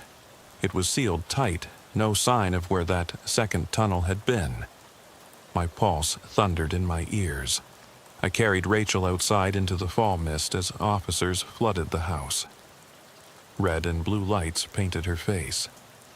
She stirred, opening her eyes to the flashing glare. Her voice was barely a whisper. "They're still down there." I wiped my forehead. "We'll send teams tomorrow," I told her, but I knew we wouldn't. Not tonight, not ever. Because something in that darkness had woken with us, and nothing would ever seal it away for good. We rolled Rachel onto the stretcher and into the ambulance, just as dawn began to wash the sky a steely gray. The cryo-blue lights spun overhead, strobes of urgent color against the pale morning. Inside, Rachel lay motionless, eyes half open, staring at nothing. Her fingers twitched on the gurney rail. I climbed in beside her, strapping myself into the passenger seat. Officer Diaz at the driver's wheel. The rear doors slid shut with a pneumatic hiss that sounded too final. I pressed my radio to my lips. Unit 42, en route. Victim secured, heading to Memorial Hospital. No signs of obvious injury, but subject is in shock. Advise psych team on arrival. Static crackled back, agents confirming. I turned and shone my flashlight through the window at the house. Maple Street, 1243, stood silent. A brick shell with boarded-up windows now catching wet light. No one lingered. Neighbors had melted away when the emergency crews arrived. It looked abandoned again, as if nothing had happened. Diaz struck out toward the hospital, tires humming over asphalt. I leaned over Rachel. "Morning, Rachel," I said softly, checking her pulse. It was steady, too steady for someone who'd been underground for God knows how long. Her lips moved, barely a whisper. "They... watching." Her voice cracked like glass. I squeezed her hand. "We're safe now." Her eyes flicked open fully, then clamped shut, tears sliding down her cheeks. We reached the emergency bay and transferred her to the waiting nurses. She vanished behind curtained walls, and I stepped back into the chill air. My uniform was spattered in mud and dust. I adjusted my belt, weighed down by the evidence bag with that notebook. I called dispatch again, filing my report. Unit 42 clear, returning to station. Subject transferred, scene secure. The voice on the other end was calm, routine. I set the bag on the rear bumper, kicked the tire, then climbed into the cruiser to follow Diaz back. At the station, I unloaded my gear into the evidence locker. The notebook went straight into a sealed box. I flicked the pages with gloves on. Notes about voices beneath the floorboards, names carved in stone. I stapled my own report to it, stamped confidential, and locked the locker. The station was empty now. My shift was done. I stepped outside onto the back loading dock. The wind rattled the overhead door. I paused, just a moment, listening. Silence, save for distant traffic. I started toward my car when I noticed footprints in the gravel beside the dock's ramp. Small prints, barefoot, child-sized, leading away from the open door. My heart jumped. Who had followed me here? There was no one around. I stepped carefully to the edge of the dock and shone my light over the side. The prints ended at a scuffed patch of grass, but there was no exit, only a brick wall. I knelt down. The soil was soft, pressed flat as though someone had knelt and then stepped away. I touched the ground. No debris, no clues. I straightened, uneasy. I climbed into my cruiser. The engine started on the first turn. I backed out and pointed the nose toward home. The drive was quiet. Every red light felt personal, every curve unfamiliar. I reached Maple Street again, but this time I didn't stop. I sped past 1243, its windows boarded, the front stoop empty. No yellow tape, no evidence markers, just a single light flickering inside, though the fixture was broken. Home felt miles away. I pulled into my driveway under an overcast sky. My house was modest, a 2-story frame with vinyl siding and a small front porch. I flicked off the cruiser lights and stepped out. My boots thudded on the concrete pad. I loaded my gear into the trunk and slammed it shut. As I turned to the front door, I spotted something on the welcome mat, a single muddy footprint. My size, bare, no sock, no shoe. How? My pulse raced. I bent and wiped at it with my glove. Nothing lifted. The mat lay flat. The print remained, etched into the fibers. I drew my flashlight and shone it from the side. The ridge of the print glowed faintly in the beam. No one else had my boot size. I swallowed hard. Inside, the air was stale, unchanged since I left. I flicked on lights, hallway, kitchen, living room. All normal. I set my bag on the coffee table, the same table where at 12:43 the toy truck had sat. I exhaled and sat on the couch, hands clasped around my coffee mug. Cold. I chugged the remainder, grimacing. A soft click came from the hallway. I jerked upright. The front door was ajar, wider than I'd left it. I hadn't closed it all the way? I checked the knob, locked. Whoever opened it somehow bypassed the latch. I rose, holstering my pistol. I stepped forward, each board creaking beneath me. The hallway stretched into darkness. I flicked my light up the stairs. No movement. I called, "Who's there?" My voice cracked. Only silence answered. I crept toward the door, sweeping the beam into the yard. Any shadow could be an intruder. My heart hammered like a riot drum. I leaned in and peered outside. The street was empty, trees swaying in the morning breeze. Nothing. No trace of Prince's disturbance, only the soft rustling of leaves. A chill crawled up my spine. I closed the door behind me, clicked the lock, and leaned my shoulder against it. My breath fogged in the stale air. I checked my watch, 7:13 a.m., way before my usual alarm. I rubbed my eyes. I told myself I was tired, jumpy, but I knew better. The phone on the coffee table buzzed. Not my cell, it was my desk phone, the old landline we still had for emergencies. It hadn't rung in years. I stared at it, hand hovering. The display flashed unknown caller. I picked it up. Static. Then the soft inhale of breath. My eye twitched. I raised the handset to my ear. "Officer Lane," I said, voice low.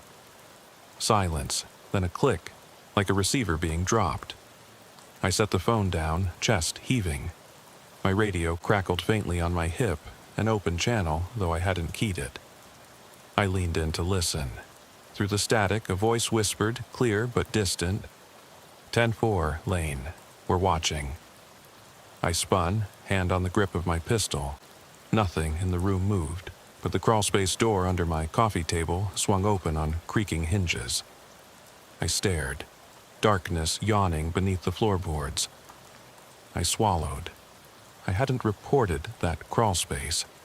That entrance was sealed 2 years ago, after a flood. I never used it. And yet it was open now. The whisper came again, louder. "You can't hide." My radio died, my phone went dead. The television in the corner, black all evening, flicked onto static. And through those gray lines I thought I saw a face, pale, hollow-eyed, pressing against the glass.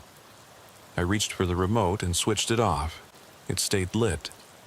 Then I saw something scrawl across the screen in old-school white text. "Help me." My body froze. I stood alone in my living room at dawn, a single, muddy footprint, and a phone call that never was, and something else. The feeling that no matter where I went or how far I drove, the darkness beneath the floor would follow. Because once you've seen the names on those walls, once you've heard the hum, you're never alone again. I left the house that morning without looking back. But when I reached my cruiser, the rear window was fogged from the inside, and on the glass, written in the condensation, was a single word, Lane. And I still don't know who wrote it. It's been nearly a month since Maple Street 1243 was boarded up.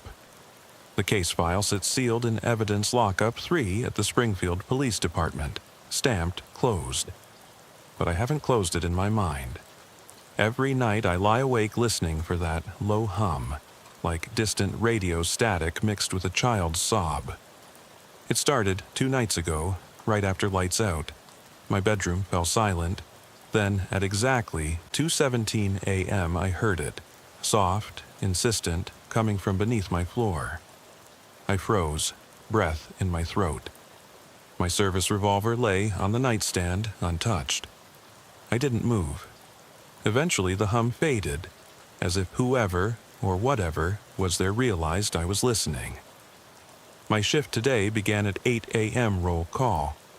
I sat in the briefing room as Captain Morales droned through the roster. Faces blurred past, voices droned, but my mind was fixed on a scuff mark I noticed on the station floor last week by the mop closet. It wasn't there when I started that day, and yet afterward it was. A single muddy footprint, child-sized, pointing at the wall. No one owned footprints that size. No one brought that kind of dirt inside. When I asked Sergeant Daniels about it, he shrugged and said they probably tracked it in during an evidence run, but the closet door hadn't been opened in weeks. After roll call, I drifted to my desk, hoping paperwork would anchor me back to normal. My case notes for Rachel Porter were organized in a locked computer folder, labeled 1243 Maple A. I opened it automatically, expecting reports, lab results, photos of that toy truck, the scrawled "sorry" on the mantel, the carving of "help" beneath it. I clicked through spreadsheets of footprints and tire tracks, witnessed statements from neighbors who swore they heard whispering or saw flickers of light in the basement window. Everything felt orderly, official. Even the evidence bag with the spiral notebook sat in the corner of my office, its pages safely tucked away behind glass. Whenever I looked at that notebook, my skin crawled, the names Morgan, Leah, Sue, carved into walls I'd never seen. At 10:15 a.m., I was halfway through writing my daily patrol report when the radio crackled. Unit 42. Respond to a welfare check at 341 East Elm. I swallowed, hand hovering over the keyboard. Elm Street was 8 blocks from Maple, but felt worlds away. I grabbed my jacket, holstered my service weapon, and stepped outside. The sun was high, birds chirped, kids in backpacks ambled by. Life on Elm was ordinary. Trimmed lawns, tidy porches, no boarded-up windows. In the back of my mind, I wondered if today's check would be another false alarm. An elderly woman locked in her bathroom. A teenager's phone died during a game. But as I climbed into the cruiser, I noticed something on the passenger floorboard. A small rubber ball, like the one from that trucker's toy decades ago. Its paint was chipped, and around its rim was the same dark sludge I'd seen on the toy truck at Maple. I froze. My pulse kicked up. I sank back into the seat, slid the ball into my pocket, and drove away without calling it in.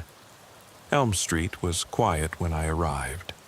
The caller, a young couple, said they found their neighbor's front door wide open and lights on, but no sign of her. I exited the cruiser, radioing in. Unit 42 on scene at 341 Elm. I'll check perimeter, then approach.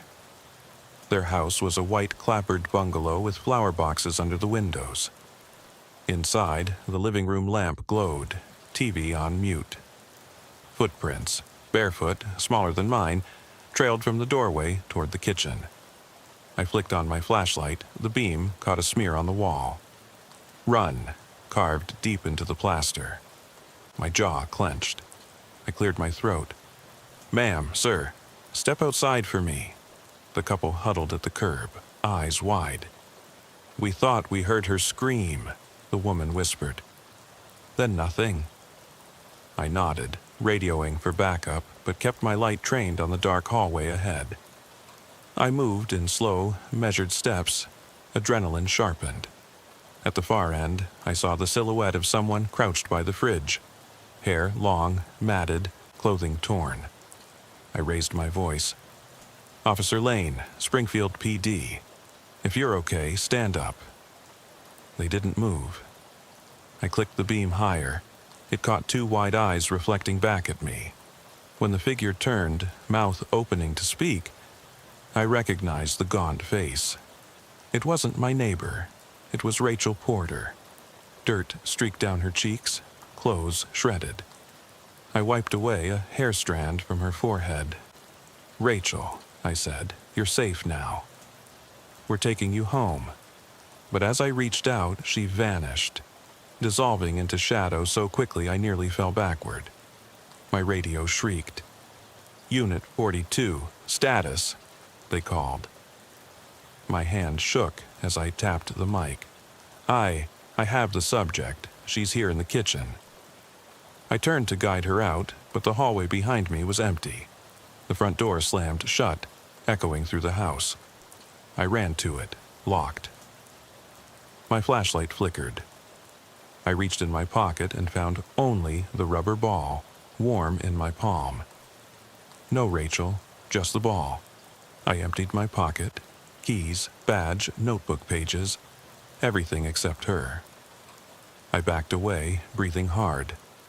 A scraping sound came from the ceiling, a chair dragged overhead, maybe the old attic floorboards.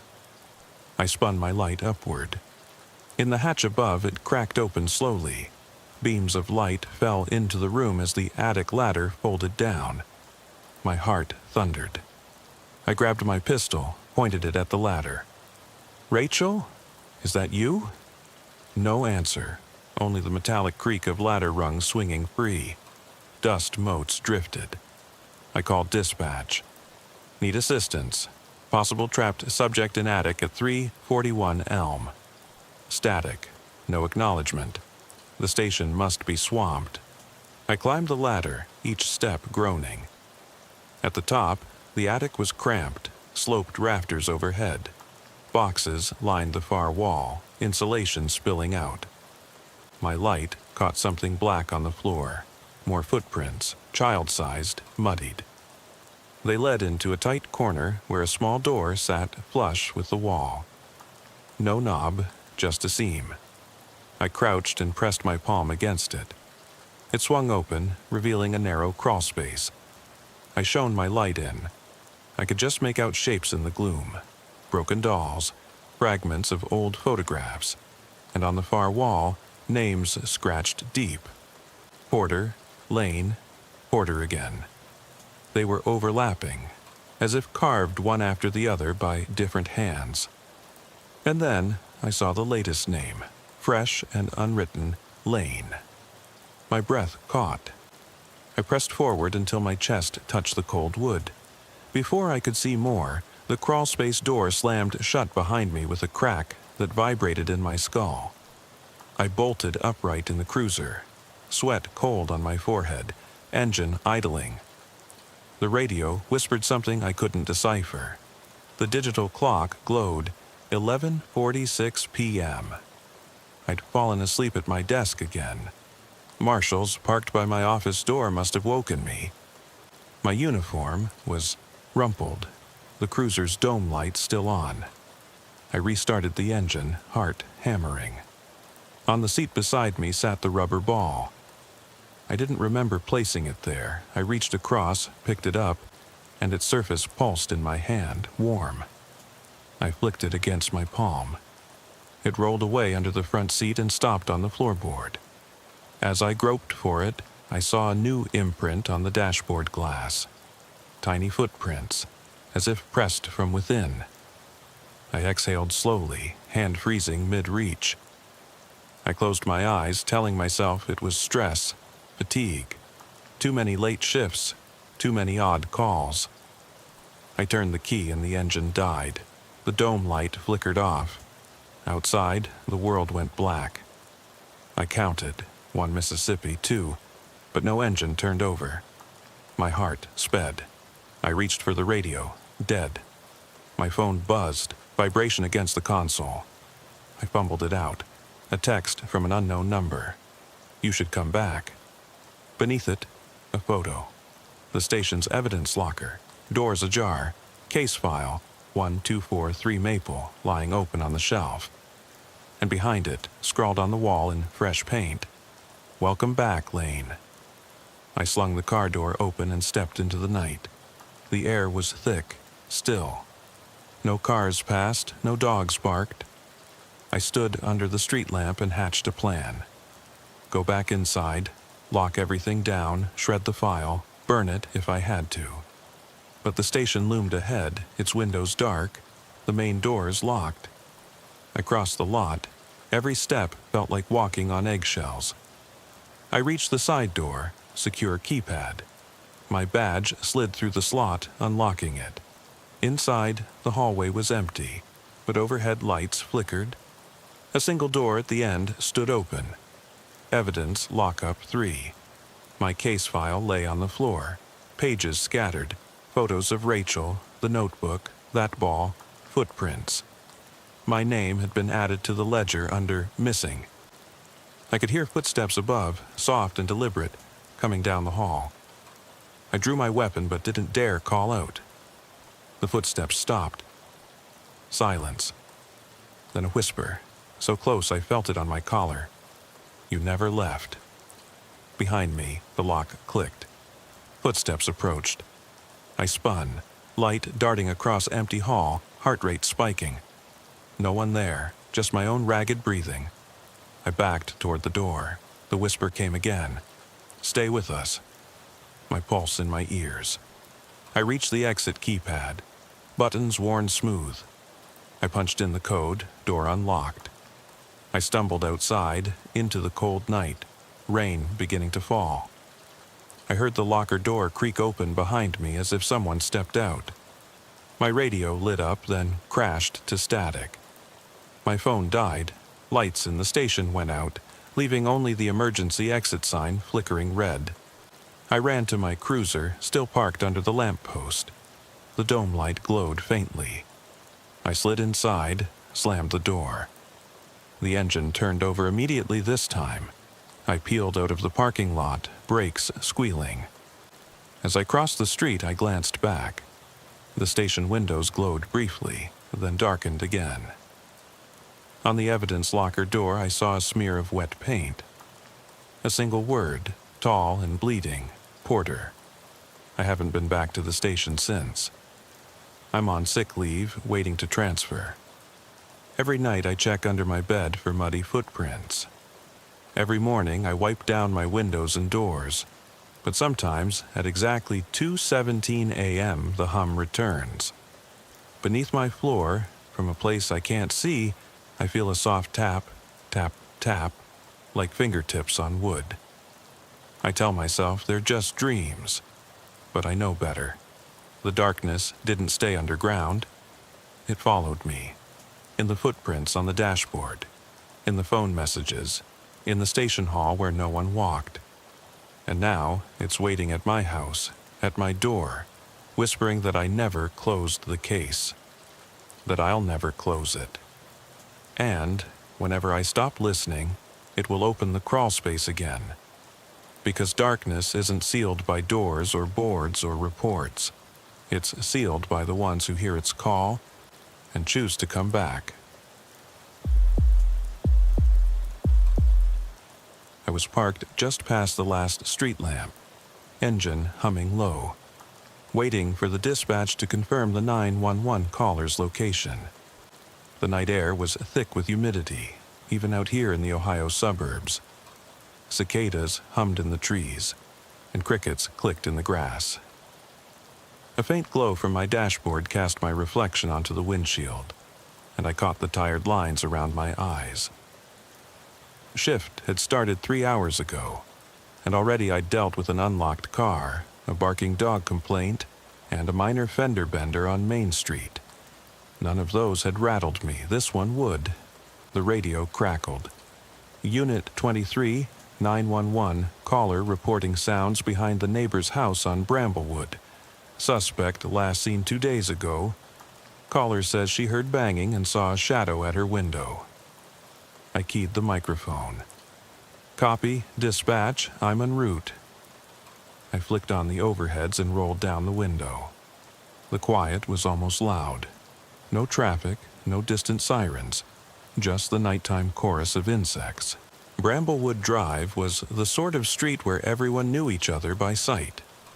Neat lawns, row upon row of ranch houses with matching shutters, and kids' bikes propped against porches. At one house inn, number 47, The porch light was dead, the blinds crooked. A single security camera blinked its slow red pulse. I parked 15 feet from the curb, left the cruiser running but gear in park, and slipped out with my flashlight in one hand, pistol secure in its holster. I crouched behind the front wheel and studied the house through my beam.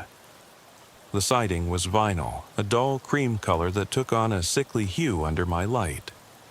There was no sign of a back-and-forth argument, no overturned chairs or broken planter pots, just a stillness that felt wrong. I clicked the mic. "Dispatch, I'm on scene. No sign of caller. I'm checking the perimeter."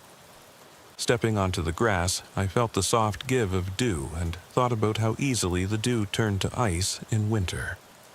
I moved around to the side yard, staying low, using the wooden fence for cover. The neighbor's house next door had a gap where a slat was broken, wide enough to peek through. I crouched and shone my light into their backyard. The grass was overgrown, a lawn chair tipped on its side, and a small swing set creaked in the breeze. No figures. I straightened and closed the gap, listening. Something scraped against the wooden fence behind me. My heart ticked into high gear. I pivoted, sweeping the beam. Empty lawn, empty sidewalk. I kept my breathing steady. I had to remind myself not to raise my hands to my chest. That look of panic was a giveaway on a bad night in the academy. I let out a slow breath and continued toward the back gate. The latch was stiff. I pressed my weight against the gate and it groaned open. My flashlight cut a path through blackness thicker than I expected. The house's rear windows were roughed in with grime, making it impossible to see through. But I flicked the beam toward one window and caught movement. A silhouette curled on the floor, limbs folded unnaturally. When I blinked, it was gone. "Hello," I called, voice low and controlled. "Fairmont PD, I'm here to help. If there's someone hurt, come to the door." I got no answer, only the hum of my own radio lost inside the house. I dropped to one knee and pressed my ear to the window's cold glass. There was nothing but silence. I hustled forward and found the side door ajar. I nudged it open with my shoulder and slipped inside, scanning quickly. The foyer smelled of damp carpet and something metallic, like a fresh bruise. My light washed over a console table, scattered mail, and a set of keys by the front door. No shoes on the mat. No sign of struggle. I clicked on my duty belt camera and it whirred softly. These call recordings would be reviewed later. I needed clear evidence I'd followed protocol. I moved deeper toward the living room. The blinds were drawn tight, the curtains heavy. I flipped the light switch. Nothing. This house hadn't seen electricity in a while. My torch became my only guide. As I stepped forward, I noticed muddy footprints leading from the back door toward the hall. They were too large for a child, too small for most adult boots. I crouched and raised my gloved finger to one print, fresh, still damp. My chest tightened. I followed them, heels skirting the edge of the wall, toes pointed into the center. The hallway was narrow, lined with photographs in black frames. Couples on beach vacations, a little girl's graduation day, a man in uniform that wasn't mine. I edged to the first door. Bedroom. Inside, a twin bed lay disheveled, stuffed animals strewn across the floor. A small rocking horse stood in the corner, its paint chipped. I swept my light toward a desk where crayons and paper lay scattered. One sheet caught my eye. A crude drawing of a stick figure house with a dark circle at one window and a smaller circle beside it. I ran a finger along the page, smudged red along the edge. I swallowed and moved on. The next door opened onto an empty kitchen. Cabinets hung open, their contents gone. Only a single glass sat on the counter, half full of a cloudy liquid. I cleared my throat. "If you're here, come out with your hands where I can see them." My voice echoed in the tile like I was talking to ghosts. A low hum rose behind me, like the house was settling or breathing. I pivoted. My light skidded across the kitchen floor, catching a figure in the archway to the dining room. Too tall, hunched low, long arms brushing the floor. I called out, but the figure vanished before I could get another breath. I took a step forward. My boot slipped on a slick patch of liquid. I caught myself on the counter. The glass rattled as if someone had barely touched it. I bent down to inspect the spill, thick, rusty red. Blood. The stench hit me then, coppery, nauseating. My throat clenched. I pressed the muzzle of my gun into the countertop, careful not to disturb any prints. Protocol said secure the scene, call for backup, wait for the forensics team. But the hair on the back of my neck told me this wasn't that kind of scene. Something else was in play. I keyed my radio. Dispatch, I have potential blood evidence. Requesting medics and K9 unit. Also need a search team, code 3. No response. Static ate my words. I clenched my jaw. My radio must be blocked inside the house. I dropped to one knee, eyes scanning in every direction, fingers brushing the cold steel of my flashlight. The drop-ceiling tile in the kitchen had shifted, and I sensed movement above. My breath caught. I walked to the dining room arch and reached up to push the tile aside. It displaced easily, and I saw it, a single handprint smeared diagonally, as though someone crawled across the beam. I attempted to peer into the crawlspace, flashlight tracing beams of dust. Nothing stirred. Below, the hum turned into a soft whisper.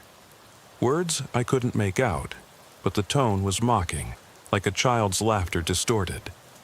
I spun toward the hallway and sprinted down, adrenaline slamming through me. I passed the living room, windows still dark, and reached the basement door. It was closed, a simple latch holding it shut. I flipped it open in one motion, gun first, foot on the step, and flicked my light downward. The beam traced stairs coated in dust, footprints heading to the bottom. No breeze to stir the dust, no other light. My breath caught in my chest. I could feel the tension building like static on my skin. I hesitated. Old academy training told me never to go into unknown spaces alone, but part of me needed to see. I stepped down, counting each stair. 1, wood creaked. 2, another creak. 3, my foot brushed something soft. I froze. That whisper again, closer, like someone leaning around the corner to watch. I couldn't see them, but I knew they were there. 4, dust swirled around my boots. 5, I hit the bottom and swung the light around. The room was empty except for a folding chair in the center. On the floor, a trail of drops led from the chair toward a corner where the wall was scrawled in dark red. "It's fun to play." My pulse hammered. I raised my radio again, voice tight. Need immediate backup on Bramblewood. Basement. Possible homicide, suspect unknown. Silence. I shivered, though the basement was warm. The chair moved, a slow swivel toward me. I bent my knees, braced myself. Fairmont PD, come out now. The chair stopped. The faint scrape of wood on concrete, and then nothing. A single drop fell from the ceiling, pat-pat pattering on the worn floorboards. I took a steadying breath. My heart was a drum in my ears. I advanced one step, hand on the gun, mind racing. Another drop sounded, closer. My flashlight trembled in my grip. I leaned forward, chest tight, and spoke into the darkness. "I'm not here to hurt you. Show yourself." No answer, just that faint drip, drip, drip. I glanced to the corner where the words glowed like a menace. Something behind me shifted. My light whipped around. Nothing. Then a low creak behind the chair. I raised my gun, voice flat. Come out." Then the chair spun swiftly, facing away from me. I crept closer, boots soft on the concrete. I reached the chair, saw fresh footprints leading past it, deeper into the corner, where the floor sloped down into blackness. No steps, just a hole opening into the earth. A final drop fell, staining the floor. The whisper came again, right at my ear. "I've been waiting." My skin crawled. I backed away, hand on the wall, trying to steady the beam. The crawl space overhead creaked. I had to decide, pursue or retreat. My training screamed retreat, but my duty pressed me forward. I gripped the wall, sucked in air, and took one step toward the abyss. And the lights went out. The darkness hit me like a physical blow. One moment the bare bulb hung yellow and buzzing. The next it winked out, plunging the basement into absolute black. My breath caught in my throat. I fumbled for my flashlight, fingers brushing the cold wall, heart thundering so loud I could taste it. When I clicked the beam back on, the chair, once centered, was gone. My flashlight skittered across the floor, illuminating only empty dust motes dancing in the narrow beam. Floorboards creaked behind me, slow, deliberate. I spun toward the stairs, raised my voice. "Fairmont PD, show yourself." My words echoed hollowly. No answer, just the pulse of my own fear. The air felt thick, like breathing underwater. I held my breath, listening for any sign, a shuffle, a whisper, even the drip of that blood-like liquid. Instead, there was silence so deep it pressed into my ears. My radio lay limp on my belt, dead weight. No signal. I was cut off. Sweat beaded at my hairline. I shifted the light to my pistol hand, reminding myself it was there. I took a slow step toward where the chair had been, nothing but scuff marks in the dust. The trail of footprints continued, leading to the far corner. I forced my legs to move, each step slow, deliberate. 1. Dust swirled. 2. Wood squeaked. 3. My knee brushed something fabric-like. I knelt and ran the tip of my flashlight over a dark shape on the floor. A jacket. Police issue, but soaked through. The name tag had been cut away. I shivered. Whoever, or whatever, had been here didn't want me to recognize them. I straightened with effort, the beam sweeping upward. Above me, the ceiling pipes glinted. Water dripped in time with my heartbeat. I followed the trail of dark footprints that ended beneath a low-hanging pipe. And then I saw them. Faint scratches on the concrete wall, like someone had clawed at it from the inside. The marks curved upward, leading to a narrow crawlspace hatch I hadn't noticed before. Up there, cold air blew down, carrying the faint stench of something rotten. I swallowed. Academy training told me not to go into unlit crawlspaces alone, but this was personal now. I needed to know. I braced one boot against the wall, eased the hatch open, and aimed my flashlight into the narrow tunnel. A pair of eyes glinted back at me. A wet, yellow glare. My breath stuttered. I stepped back, gun raised. The eyes vanished. Then sudden movement. Something darted past the opening, a blur of limbs too long for a human body. It crashed into me, slamming my shoulder into the wall. I staggered, dropped the flashlight. The beam skittered across the floorboards. I heard it before I saw it. A guttural rasp, like metal scraping bone. The thing crouched in the corner, half in shadow, hunching over the hatch. Its shoulders trembled with each breath. I snatched my flashlight, swung the beam. It caught a face so pale it seemed carved from marble. Eyes sunken pools of black. Mouth stretched in a grin that wasn't human. "Get out," it hissed, voice like dry leaves. I fumbled for the radio. Nothing. I backpedaled toward the stairs, but my foot hit the jacket on the floor. I slipped, slammed my shoulder on the railing. Pain shot through me. The thing advanced one limb at a time, each step silent on the dusty boards. I scrambled upright, pistol leveled, hand shaking. "Don't come any closer," I barked, voice cracking. It cocked its head. The grin widened, revealing teeth too many, too sharp. It lifted one emaciated arm, pointed at me with a crooked finger. "You shouldn't have come alone." My training kicked in. Get distance, find cover. I sprinted for the stairs, but something wrapped around my leg, a cold, sinewy grip. I tumbled backward, revolver skidding out of reach. The thing loomed over me, its breath wet on my face. I punched blindly at its arm. My fist went through empty air, as if into smoke. I rolled, scrambled to my feet, pain burning through my calf. I limped toward the stairs, heard a rasping laugh behind me. At the top step, I sprawled into open air, chest heaving. The basement hatch slammed shut with a clang that reverberated up the stairs. I didn't look back. I scrambled out of the house, up the walkway and into the street. My flashlight lay at the gate. I stepped on it, crushing it underfoot. I ran to my cruiser, nearly dizzy with adrenaline. Hands shaking, I climbed in, slamming the door. I fumbled for the keys, started the engine and peeled away, tires chirping on asphalt. I peered in the rearview mirror. The house stood silent. The basement hatch closed, the lawn chair gone. I radioed dispatch with trembling fingers. Unit 23 to dispatch, requesting immediate backup. I've encountered an unknown subject in the basement. I'm clear, heading back. Static greeted me. I clicked the mic.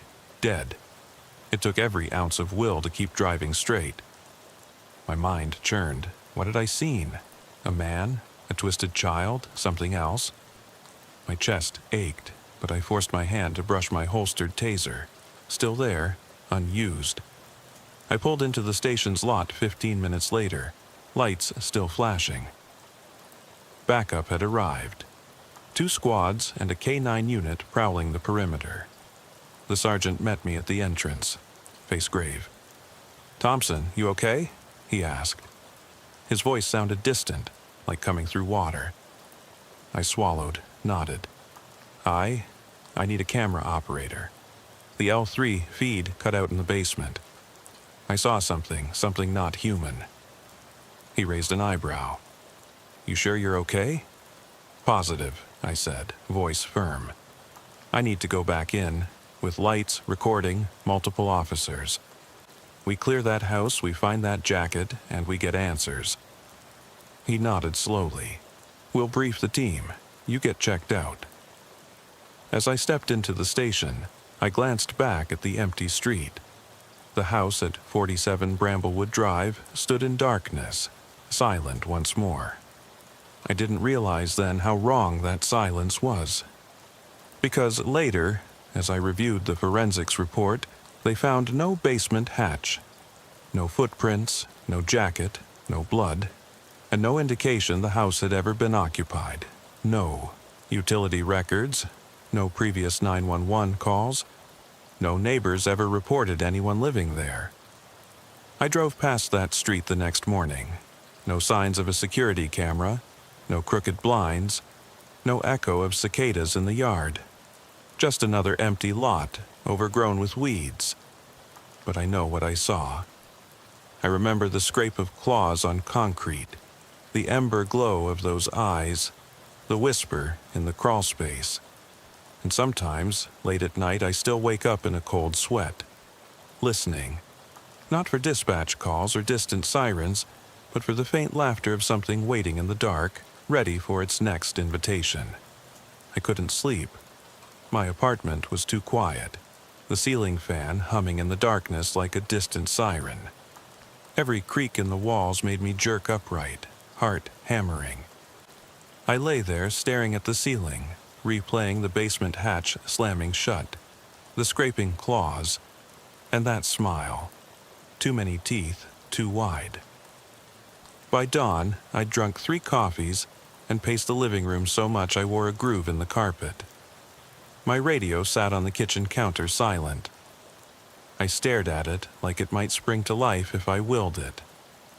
When my shift started, I climbed into my cruiser at 7 a.m. and headed straight for Bramblewood Drive. I needed to prove I wasn't hallucinating, that the station logs and neighbors' statements weren't wrong. When I arrived, the lot stood empty. No house number, no camera, no broken blinds. Just an overgrown patch of weeds and an old chain-link fence leaning inward. My breath caught. I pulled my cruiser to the curb and switched off the engine. I stepped out and approached the fence.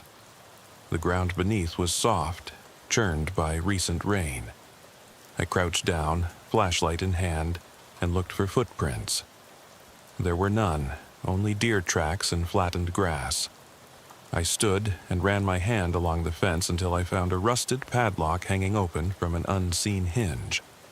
I pressed my forehead against the metal. The air was cool, damp. A knot tightened in my gut. I had dreamt every detail, or something was rewriting reality. I pulled out my camera phone and snapped pictures. The fence, the scrub, the crooked tree at the lot's edge. Then I called dispatch. 23 to base, the house is gone. Static crackled. Say again, 23. That house, they tore it down. It's just an empty lot, base. Check the records. 47 Bramblewood hasn't been demolished. I hung up. I spent the morning combing public records and GIS maps on my cruiser's laptop. County records still listed an occupied dwelling. Tax records active. Neighbors on block watch claimed no one lived there for years. They remembered a young couple moving out 5 years ago. I copied their statements into my report and filed for a formal inspection. In the meantime, I felt like I was chasing smoke. By afternoon, I was at the station debriefing Sergeant Morales. She listened, arms crossed, expression unreadable. "You sure you didn't hit your head in the chase?" she asked. I squared my shoulders. "Sir, I have a 3-gun training certification and 20 years of service with no record of mental breaks." She tapped her pen. "I'm not saying you're crazy, Thompson. Something's off.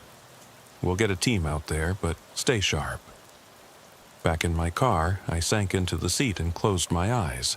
The world tilted. I remembered that whisper. "I've been waiting." It felt like a promise. My phone buzzed. New 911. Neighbor on Maple Court reporting thumps in neighbor's house basement. Police report earlier today. My chest seized. Maple Court was 2 blocks away. Identical ranch houses, identical darkened windows.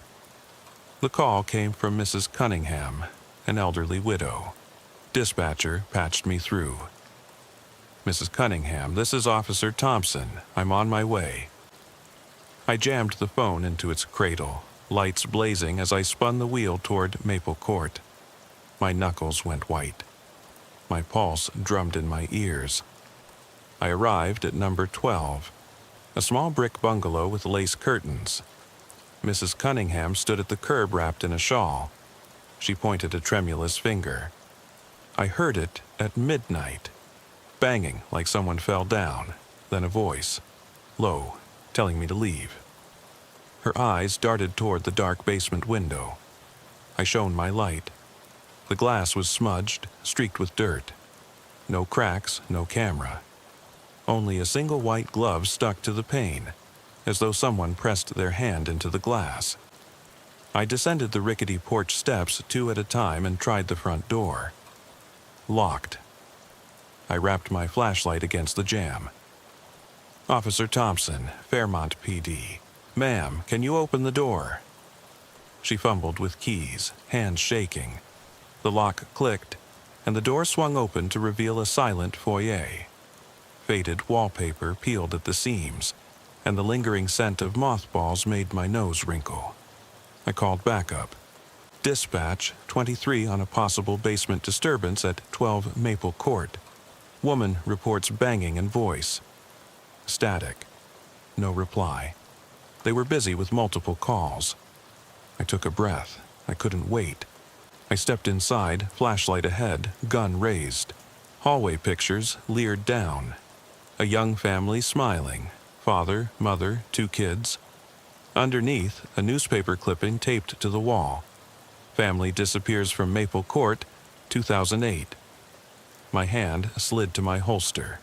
The living room door was ajar. I peeked inside.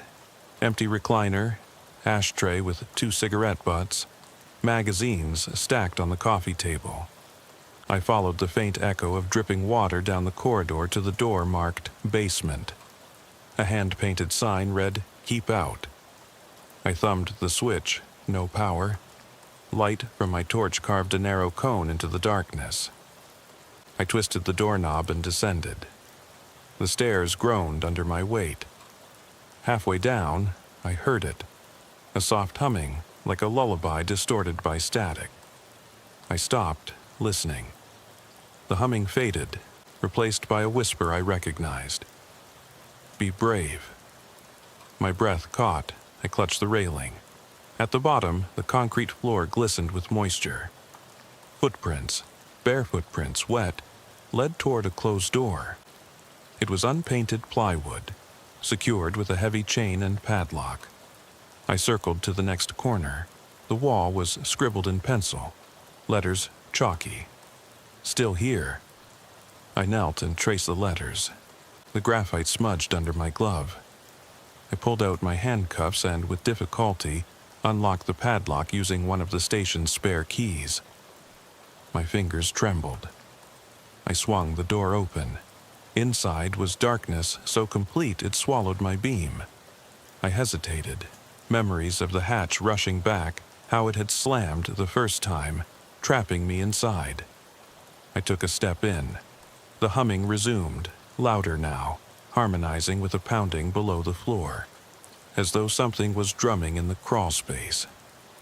I shone my light to the ceiling where a small grate covered an opening. The grate rattled. A shape darted overhead, too quick to make out. A low moan followed. I yanked at the grate. It shifted, enough to slip my arm through. My flashlight illuminated a narrow crawl space, slick with condensation. I could feel breath on my skin. Fingers of cold climbed my arm. I clamped my hand around something slimy. I recoiled, nearly dropping the torch. Then I realized it wasn't a hand. It was a length of rope, coiled and frayed. I tugged, but it wouldn't budge. The moaning turned into laughter, soft, childlike. The grate snapped shut above me. The sudden darkness pressed in. I lashed out with my boot and the grate dented.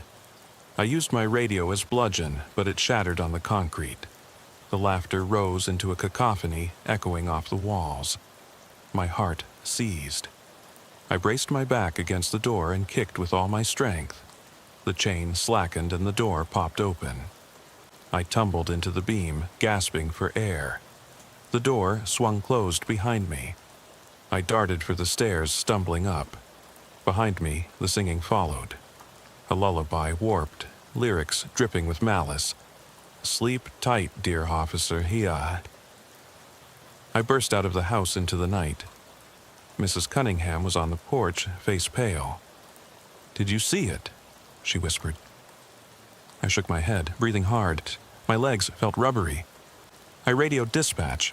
"Unit 23 to all units, avoid Maple Court. Potential, entity, I'm pulling back." Silence, then crackle. "Can you confirm language, 23?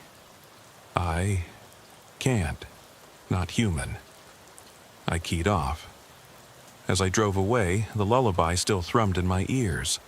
The streetlights blurred past, illuminating dark windows that seemed to watch me. I glanced at the rearview mirror. Behind me, in the back seat, a flash of white. A child's glove resting on the seat. I slammed on the brakes. My vision swam. I reached back. The glove lay there, untouched by me. I yanked open the rear door, empty. Only the scent of wet concrete lingered. I sank into the driver's seat and exhaled, tears stinging. My radio crackled. Unit 23, report back as soon as possible. I killed the engine. My shift wasn't over, but I couldn't move. The glove, the lullaby, the whisper. Be brave. I closed my eyes. When I opened them, the glove had reappeared on the seat, clean, pristine, its fingers curled invitingly. I stared at it. The night stretched on around me, silent and expectant.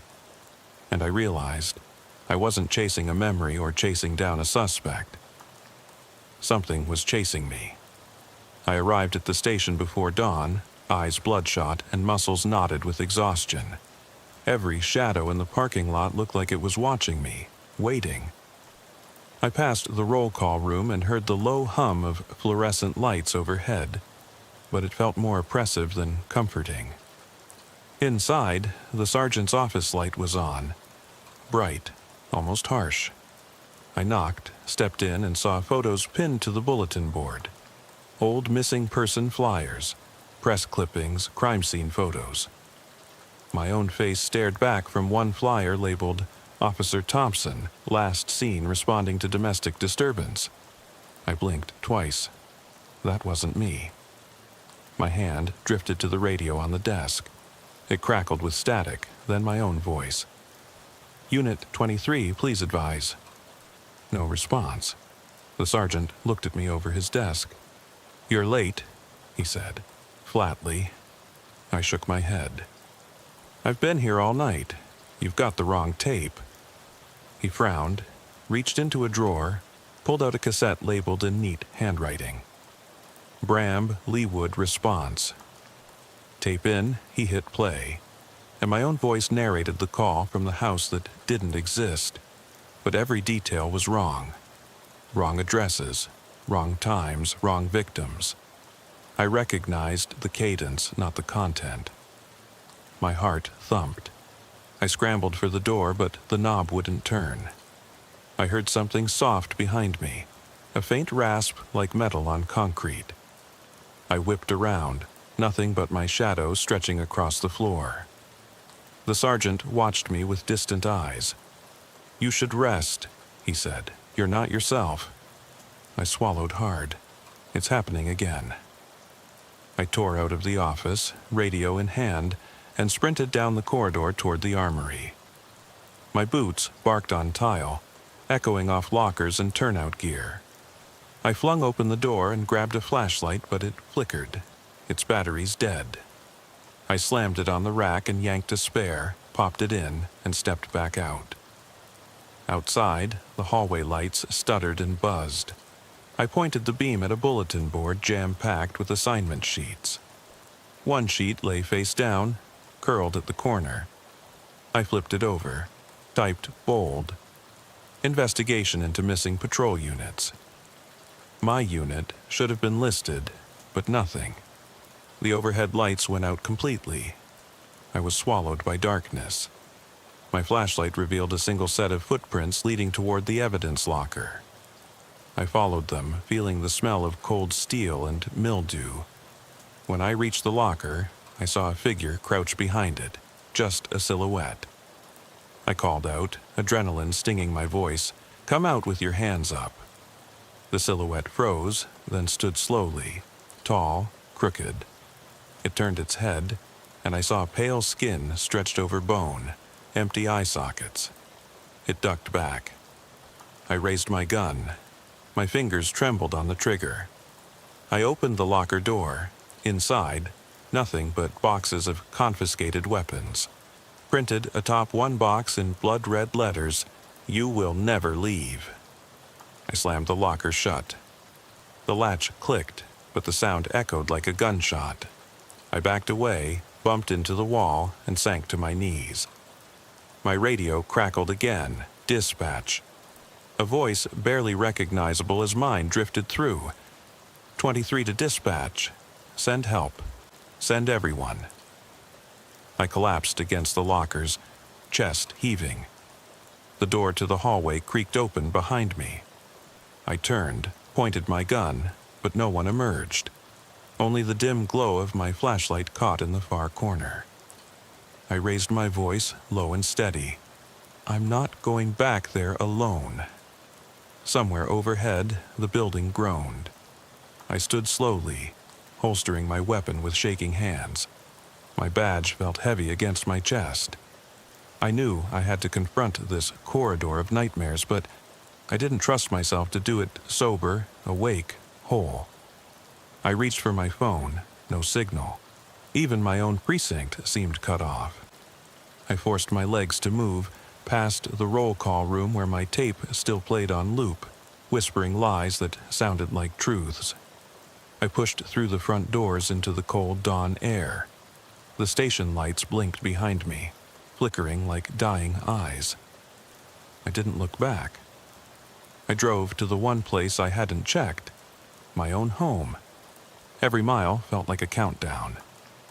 I parked in the driveway at sunrise and saw plastic crime scene tape wrapped around my porch rail.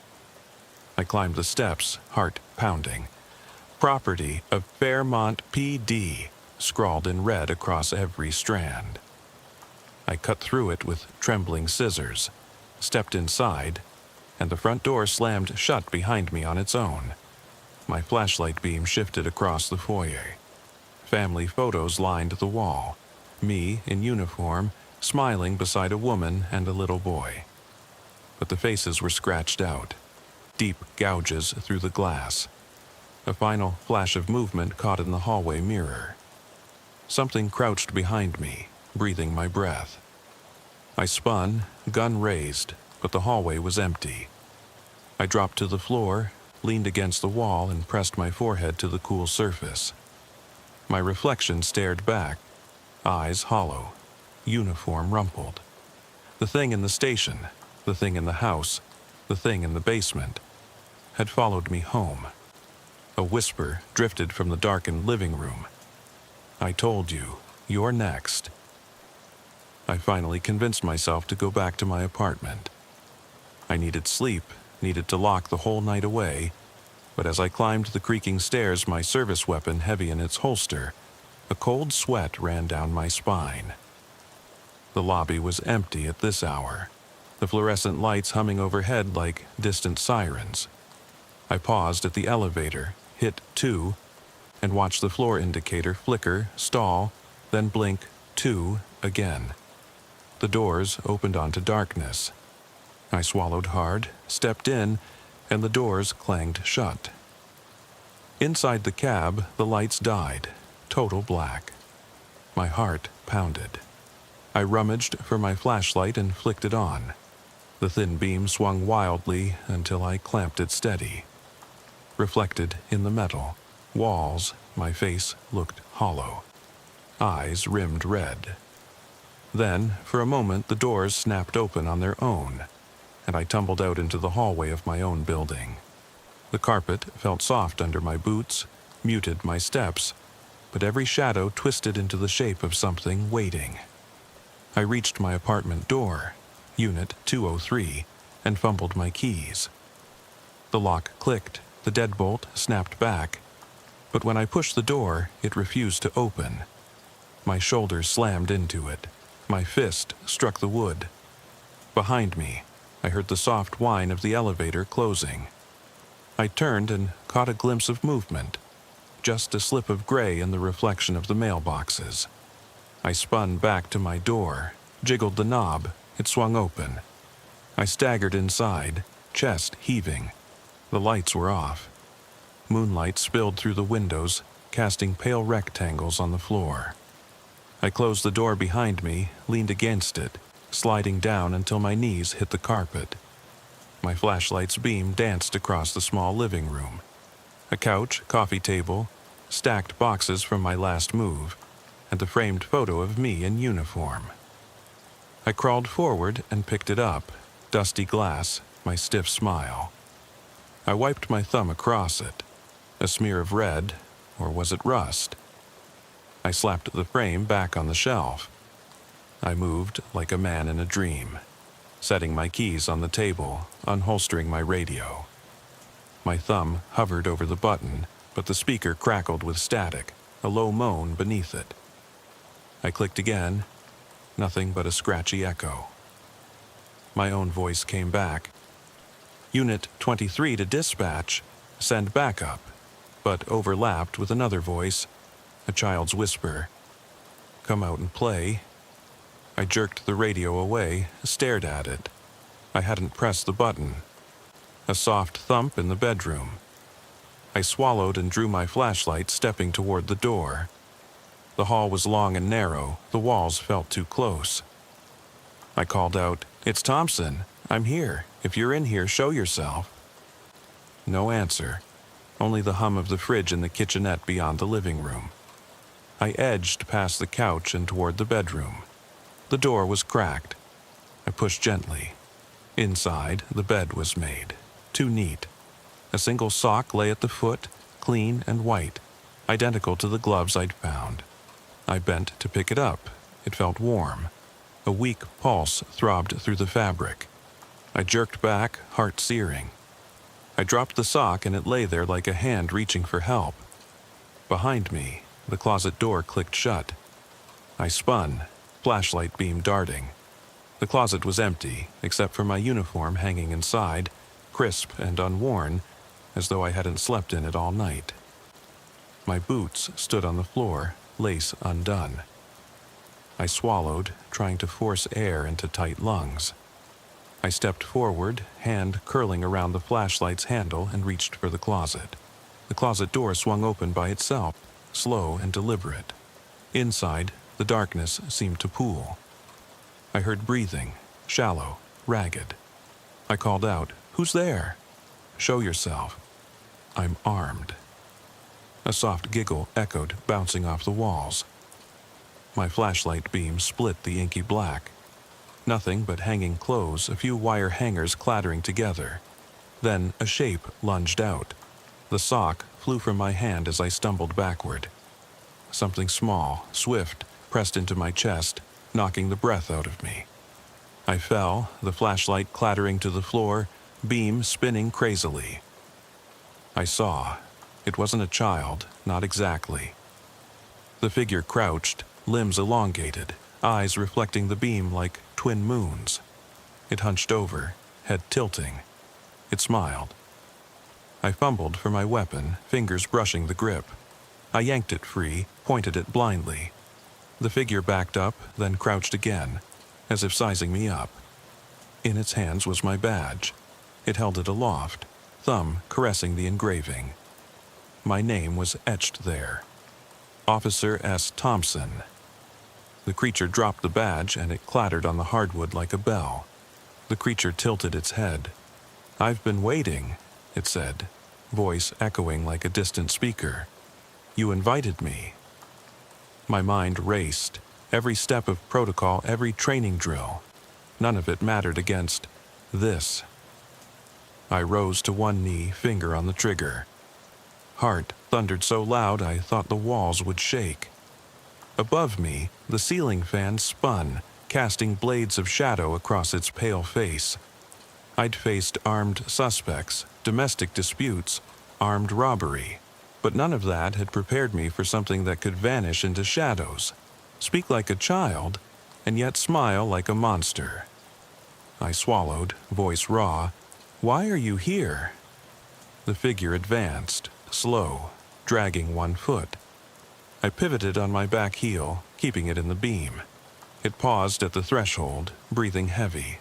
Then, in one fluid motion, it slipped back into the darkness, melding with the black like smoke swallowing a candle. My flashlight flickered and died. I was in total darkness again, body trembling, every muscle coiled to spring. I heard it behind me, a soft scrape on the floor coming closer. I couldn't see, but I knew it was there. I fumbled for my phone, found it, hit the flashlight icon. A harsh, white beam flared, illuminating the room. Empty. I exhaled, trying to steady myself. Then, on the wall in front of me, scrawled in what I could only imagine was blood. "Thank you for answering." The letters dripped, as though freshly painted. I stumbled backward, my light catching the sock on the floor, the open closet, the badge shining where it lay. My mind felt like it would fracture. I sank to the carpet, flashlight pointed at the writing. "You're not real," I whispered. "You can't be real." The beam caught movement behind me. I twisted, pistol raised, but nothing. When I turned back, the writing on the wall had changed. "You're next." I scrambled upright, flashlight and weapon up, but the bedroom door slammed shut in front of me. The lock clicked. Then, from the other side, that childlike whisper, "Let's play hide and seek." I aimed my light at the closed door. My own reflection flickered in the window glass across the hall, eyes wide, mouth open in a scream I couldn't hear. I realized then that no one would come. The station cameras never caught this. Dispatch never answered. It was just me, alone with something born of darkness. My hand tightened on the doorknob. I pressed my ear to the door. Silence. Then a slow scratching from the other side, like nails trying to claw through. I backed away, pistol trembling. There was nowhere safe to run. The scratching stopped. A pause so deep it pressed my ears, then a gentle knock. One rap, 2, 3. I didn't move. The knock came again, louder. Knock, knock, knock. I looked at the shadow pool under the door. The doorknob rattled. I whispered, "Go away." Silence. Then, from the other side, a soft sing-song voice. "Tag, you're it." My world constricted to that single phrase. I raised my gun, hand shaking so hard I could barely see through the sights. A slow breath, and I pulled the trigger. The shot echoed, but the door didn't fall. Instead, the knock came again. I lowered my weapon, eyes bleeding tears. Across the room, my badge lay next to the sock. The sock twitched. My flashlight flickered and died. I was plunged into black. And then I felt it. Cold fingers on my shoulder, sliding down my arm. A voice at my ear, warm and soft. "Now you're it."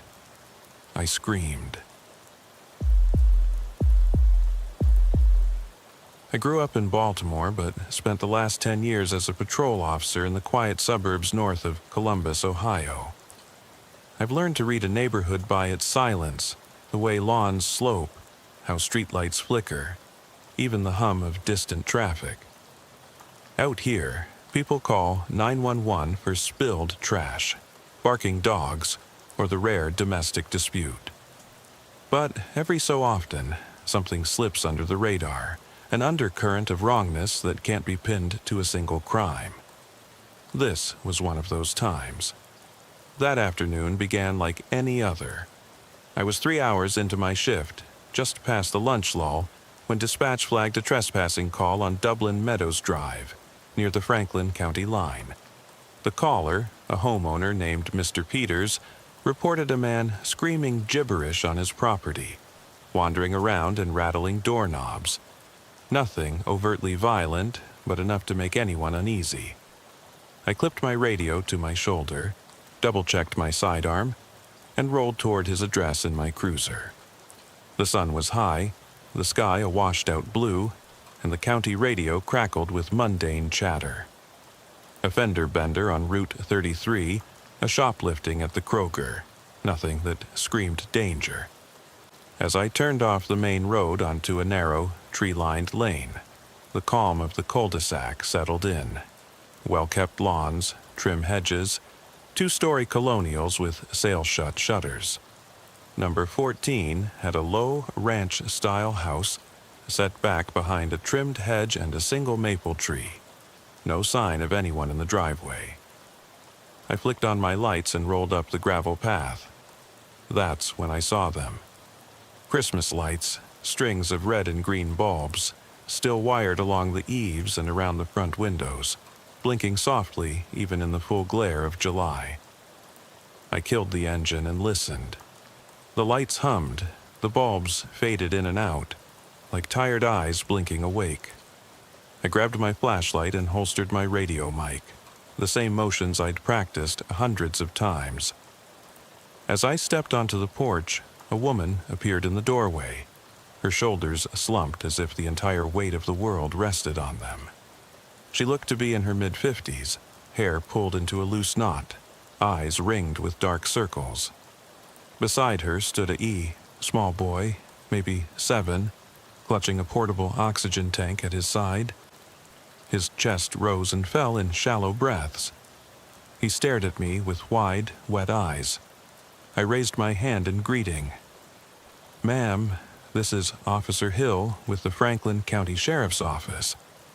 I got a trespass complaint, someone yelling on your property. Didn't see anyone else out here."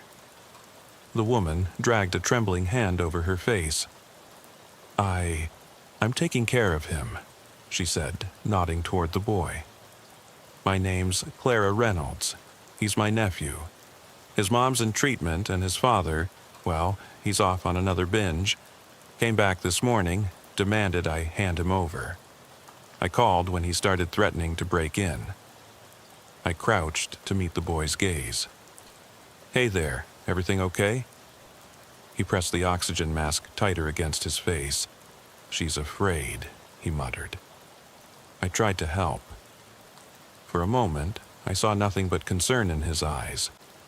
The boy's situation checked out. He had an inhaler clipped to his belt, a spare tank on the porch bench, and a medicine schedule taped to the door frame. No signs of neglect. I straightened and faced Clara. "Sir's not here now, so I can't do much on trespass. You have my direct line. If he comes back, call me immediately. Maybe think about a doorbell camera or security system. Evidence, it's better than hand-to-hand disputes." She nodded, voice barely a whisper. "Thank you, officer." Her words sounded hollow, as if spoken through cotton. I watched them head back inside and climbed into my cruiser. On the notebook pad I scribbled, "Clara R., nephew, meth relapse father, no camera, uneasy feeling." I left the lights flashing for a moment, then turned them off and drove back toward dispatch. The delay was negligible, but the image of those blinking bulbs stayed with me. Festive out of season. A ghostly echo in bright daylight. 2 days later, another officer radioed about a call to the same address. Clara's name came up over the net. Reports of increasing agitation. Someone hearing her shout at empty corners. The boy's oxygen tank was being wheeled behind her like a second shadow. I half expected to hear of drug use or domestic abuse, but her medical supplies and food stores were in order, her home well kept for a single caretaker. Still, the reports grew stranger. Furniture moved in the night, footsteps in the attic, lights that blinked beyond the ones on the eaves. By the time I got the third call, I was at the station running paperwork. Dispatch patch brought through a frightening snippet. A child's sobbing voice, begging for help, telling them Aunt Clara was scary and might hurt me. My heart twisted in my chest. I threw on my jacket and hopped into my cruiser before even grabbing my radio. Ramirez, my partner, flagged me as I pulled out, eyes wide. "Another one down there?" I didn't answer. I floored the gas, weaving through the grid of side streets. Julia Street, Maplewood Drive, then back onto Dublin Meadows. The sun had dipped low. Shadows stretched unnaturally long across the pavement. When I turned onto that narrow lane, the Christmas lights still glowed. Tiny beacons that no longer felt whimsical. The air was thick, humid, and every nerve flared like strobes in a dark room. We skidded to the curb. Ramirez and I jumped out.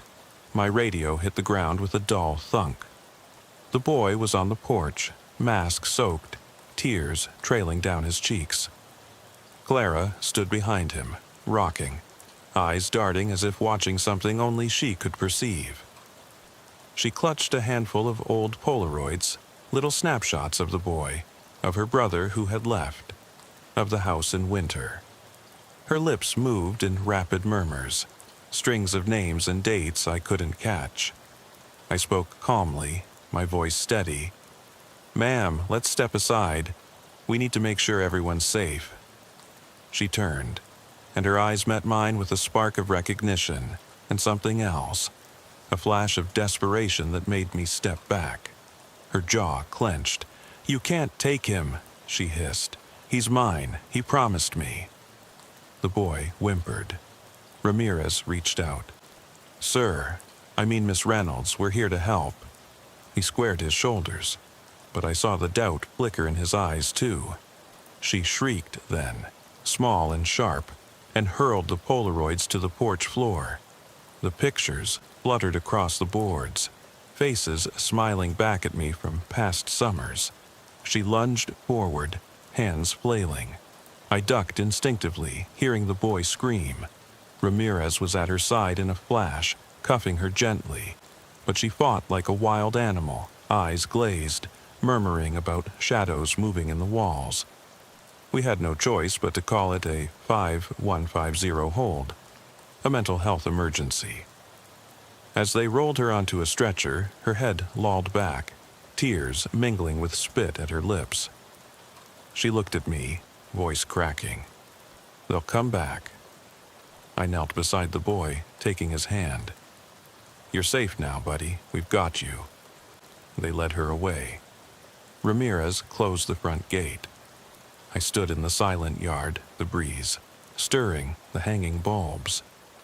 I felt a hollow ache behind my eyes, not anger, not relief, but something closer to grief. The boy clutched my uniform sleeve and whispered, "Thank you, officer." I crouched and looked at him. "You did good, kid." As I stood, I noticed something. The air felt wrong. My head swam, a dull throb at my temples. Ramirez nearby gripped his forehead. "You okay?" I asked. He shook his head, voice distant. "Lightheaded." I rubbed my eyes, breathing deep. The dizzy spell faded in seconds, but I remembered the flicker of those bulbs, the way they hummed. Something in my gut told me to check the furnace room, to trust the tremor in my bones. I glanced at the front door, the frame dented by Clara's panic-stricken fingers. I reached for my radio. The line was quiet. A knot formed in my chest. I stepped onto the porch, every sense alert. Inside, the house was still, waiting. I stepped across the threshold and the air hit me like a wave. Stale, heavy, impossible to place. It was as if every breath I drew was laced with faint rust and damp plaster. My flashlight beam cut through the gloom. Family photos lined the wall, smiling faces whose eyes seemed to track me, and beneath them a narrow hallway stretched toward the back of the house. The humming of those Christmas lights outside had vanished. Inside, there was only silence so thick it pressed against my eardrums. "Ramirez," I whispered into my radio. "I'm inside. You good?" My voice sounded brittle even to my own ears. A few seconds of static followed, then his reply. "I'm outside still, catching my breath." "That breeze by the furnace room, man. It was cold, like the fall got trapped in here." I nodded, although he couldn't see me. "I'll check the furnace. You secure the perimeter and watch the front door." I clicked off the mic. Procedure. Stay on task. Each footstep raised a soft creak. The hallway walls were painted an institutional beige, scuffed at kid height by little sneakers. Faded scribbles, perhaps a growth chart, had been erased halfway up, as if someone scraped it away in a rush. The boy's presence felt woven into every crack and stain, his oxygen tank's soft hiss as he adjusted the flow, the uneven gape of his sneakers on the welcome mat. A mother's devotion, twisted by something intangible. I followed the corridor, flashlight in my left hand, service weapon at low port in my right. Doors lined the hall. One opened onto a small sitting room, leather armchair tipped on its side. Another led to a tiled bathroom with an open cabinet and medicine bottles spilled across the sink. Inside the cabinet, along with inhalers and kids' vitamins, lay a folded photograph of Clara and the boy, taken at some distant carnival, cotton candy smiles against a backdrop of lights that now felt ominous. My throat tightened. I slipped the photo back into the cabinet. The wood was warped, mildew curling in the seams. I backed out of the bathroom and advanced 2 doors down, toward a narrow door marked Utility. The air grew cooler, and I half expected to see condensation on the concrete floor. The handle was cold, almost slick under my glove. I twisted it and edged inside. Furnace parts loomed in half-light. Coils, pipes, an ancient gas meter stamped with date codes from the 1980s. A low hissing came from somewhere near the back wall, too rhythmic to be random. I knelt, sweeping the beam across the base of the furnace. Tiny flecks of rust and a wafer-thin crack along the combustion chamber's seam. A stale, oily smell undercut the silence. Carbon monoxide has no odor, but this felt like a warning. "Ramirez," I keyed my mic. "Got a leak, possible CO. I need you here now." Static. For a moment, nothing. Then a crackle. "I'm on the porch. Something. This house. It's messing with me." I swallowed. "Ramirez, come down. Stay calm." I forced the words out, even though my own voice wavered. I stood and backed out, closing the door on the hiss, but its echo lingered behind me. The hallway seemed narrower now, the ceiling lower. I stumbled into the living room, where the air was even colder, like the house had emptied itself of heat. The cushions on the sofa were sunken, and in the fireplace lay a scattering of Christmas lights. Those same red and green bulbs, tangled among ash and sooty logs. They were off, but the charred wires still smelled of burnt plastic. Something in my chest tightened. My head felt light, a soft ache blooming behind my eyes. I blinked, sweeping the beam across the room. A corner of the rug curled, as though someone, no, something, had moved it. I crouched, running a gloved finger along the edge, dust, then fresh scratch marks, gouged into the wood floor beneath. They pointed away toward the staircase descending into the basement. I hesitated. Basements freaked me out more than any wooded field. Damp, dark, full of things you can't see until they're on top of you. But the leak had to be contained. I clicked on my mic again. "Ramirez, basement, now." "No, man," he said, voice thin. "I can't. Something's wrong. I think I saw her. Clara. She was there." My spine stiffened. "Focus. You secure the front. I'm going down." I dropped into the stairwell. Wooden steps sagged under my weight. Each one groaned, nails creaking. My flashlight bounced crazily across the concrete walls, revealing peeling paint and damp patches. I counted steps, 6, 7, 8, until I reached a landing. The low ceiling forced me to lean forward. In the far corner, sealed behind a chain, stood the water heater. Rusted, its pressure relief valve oozing a thin trickle of brownish liquid. A fine mist hovered around it, like breath vapor in a freezer. I raised the beam. The prototype gas line ran straight into the heater's base, the joint wrapped in decades-old tape. A coral-colored stain smeared the concrete beneath. I knelt to examine it closer. My head throbbed. Each pulse felt synchronized with the imperceptible hiss of escaping gas. I touched the valve housing. It was warm, just a few degrees above ambient, enough to create a slow flood of invisible poison. I turned to leave, intending to call hazmat, but then I heard it. A soft click, like a door swinging shut upstairs. I spun toward the darkness at the top of the stairs. The beam revealed only floating dust motes suspended in the yellow circle of light. My breath caught. I pressed my back against the wall and called, "Ramirez? You there?" The radio crackled weakly. "I'm here." he rasped. I thought, footsteps. I heard it too, I said, voice low. Stay where you are. I'll patch hazmat. My fingers trembled as I dialed dispatch. This is Officer Hill. I need hazmat at 14 Dublin Meadows. Possible carbon monoxide leak, heavy stagnation indoors, 2 miners present. My own words echoed in my ears. Alien. I ended the call and looked up. The basement was silent again, too quiet. I stood and climbed back toward the living room. Each step felt leaden. My lungs burned with effort. The hallway at the top was narrower still. Doors seemed closer together, pressing in. I reached for the doorknob of the sitting room, intended as a shortcut back to the porch. But the handle was ice cold, and when I twisted it, the door refused to budge. The wood grain was swollen, edges swollen tight around the jamb. I tugged again. A single crack snapped somewhere above me. My ears sang. I pivoted and headed toward the front door, but the hallway stretched impossibly long. The beige walls faded to a dirty gray. I passed the bathroom again, but now the mirror was shattered. Silver shards littered the sink. A sharp pain stabbed my foot.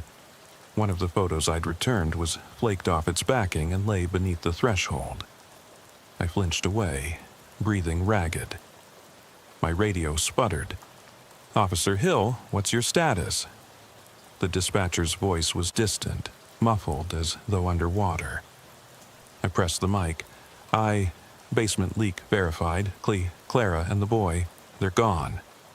"Say again," came the reply. I blinked. Clara had been taken away by ambulance. How could she be gone? The boy was in foster care. A silence. Then, through static, a child's sob. "Help me," it whispered, echoing off unseen walls. My blood ran cold. I dropped to one knee, heart hammering. The sob was followed by a giggle, a child's giggle brittle as ice. Lightheaded, I clutched the wall. My flashlight beam wavered. The edges of the hallway flickered black. A second spark, and the beam died. Darkness swallowed me whole. "Ramirez," I rasped, crawling forward. "Ramirez, can you hear me?" No answer. My head pounded. I tasted copper. My knee pressed against something damp. I lifted my hand, warm and sticky. I flicked the beam back on. Before me, smeared on the wall, was the boy's small handprint, deep red against the plaster, so fresh it glistened. I bolted upright, stumbling backward. My radio fell from my belt, skidding across the floor. It landed near the photo scraps. I reached for it, vision swimming, lungs gulping air that burned. When I grabbed the mic, it screeched in protest, then cleared. "We have an officer down," the dispatcher blared. "All units converge. Possible missing officer." My gloved hand flew to my chest, still breathing. I took a shaky step toward the front. But the hallway behind me stretched into shadow, growing darker, longer. I turned the beam back on the smeared handprint. The shape blurred, almost pulsed. I staggered forward, desperate for sunlight, for the cool evening air. My world lurched as if the house had tilted. I closed my eyes for a moment. When I opened them, I was at the threshold of the living room. The sofa tipped over, the Christmas lights dead, the fireplace full of ash. The front door stood open, street lamp light pooling on the floorboards. I exhaled, relief flooding me, and stepped toward freedom. But as my boot touched the threshold, a small voice whispered from behind, "Don't go." My blood froze. I spun, breath caught in my throat. The hallway was silent. I strained against the pounding in my ears. The front door loomed open, my only escape. In that moment, I realized I was utterly alone, inside a house that didn't want me to leave. The walls seemed to close in, the air thick with unseen eyes. My radio lay at my feet, its speaker emitting a faint, static-laced hum. Behind me, the darkness shifted. just enough for me to glimpse a small figure disappearing around the corner. I swallowed against the dry ache in my throat. The front door beckoned, but the warning in that voice, colder than any winter night, held me rooted. I looked down the hall one last time, the beam of my flashlight slicing through the gloom, searching for the boy, for Clara, for anything that explained the impossible. All I saw were the walls, scuffed and whispering. I stepped back into the dark. The door closed behind me with a soft click. The lights flickered once, twice, and then everything whispered back in echoes. Don't go. The walls pressed in around me as I stepped back into the dark. My flashlight rattled in my grip, its beam slicing through the stale air, revealing nothing but shadows that clung to every corner. The front door had shut itself, though I hadn't heard a click this time, more like a sigh running through the wood. My radio lay at my feet, the speaker crackling with distant static and a child's voice muttering, "Find me." I forced myself to breathe, each inhale a struggle against the thick, cold air. I kicked the radio out of the way and turned toward the hallway. The beige paint had peeled away in long strips, like skin sloughing off a body. I half expected to step on pieces of it, but the floor was clear, too clear. The rug I'd seen before was gone. In its place, polished hardwood stretched away toward darkness. The familiar corridor felt alien, lengthened and crooked, the doors misaligned in their frames. I clicked my heels together. Procedure first. I took 3 steady steps, then 4. My breath pounded in my ears as I moved, flashlight trained at eye level, scanning door handles, door frames, picture hooks, anything that clued me in on where I was. At the far end, the narrow stairs I'd come down earlier were gone. Instead, a single door with a tarnished brass knob waited like a silent sentinel. My hand hovered inches from the knob. I could feel the cool metal through my glove. The urge to turn it was overwhelming, like the house itself was begging me to enter, promising answers. But something deeper in my gut warned against it. Fear had driven me this far. Curiosity might kill me. A soft cry sounded behind the door. High-pitched, tremulous, unmistakable, the boy's voice. "Officer," it whispered, fading like an echo. My pulse jumped. That cry couldn't be real. He'd been taken into foster care hours ago. Yet here it was, as clear as the scream of my own blood inside my veins. I twisted the knob. It resisted, then gave way with a groan that trailed into silence. Inside, light flickered. A single bare bulb swayed overhead, casting stuttering shadows. The room was small, barely more than a closet. Bare concrete walls, a low ceiling, the smell of damp earth. In the center lay a child's blanket, folded into a perfect square, its edges pinched tight. No boy, no box, nothing but that blanket. My throat tightened. I swallowed. The beam drifted to the floor. Footprints, small and wet, imprinted in dust, leading toward the back wall. I followed them step by step until I reached the far corner. The flashlight revealed scratched words gouged into the concrete. "Help me," scrawled in uneven capitals. Beneath it, an arrow pointed down. I knelt, shining the light on a loose seam between 2 slabs of concrete. My fingers pried at it. Cold, damp, sticky. Beneath the slab was a narrow cavity, just wide enough for a small hand. The scratch marks matched the depth of a child's fingers. My stomach clenched. Was this where they'd kept him? Where Clara had gone mad trying to protect him? A sudden gust of air slammed into my face, pushing me back. The door swung shut behind me, plunging the room into deeper darkness. My flashlight flickered. I jabbed at it, and it steadied. In that flash of light, I saw them.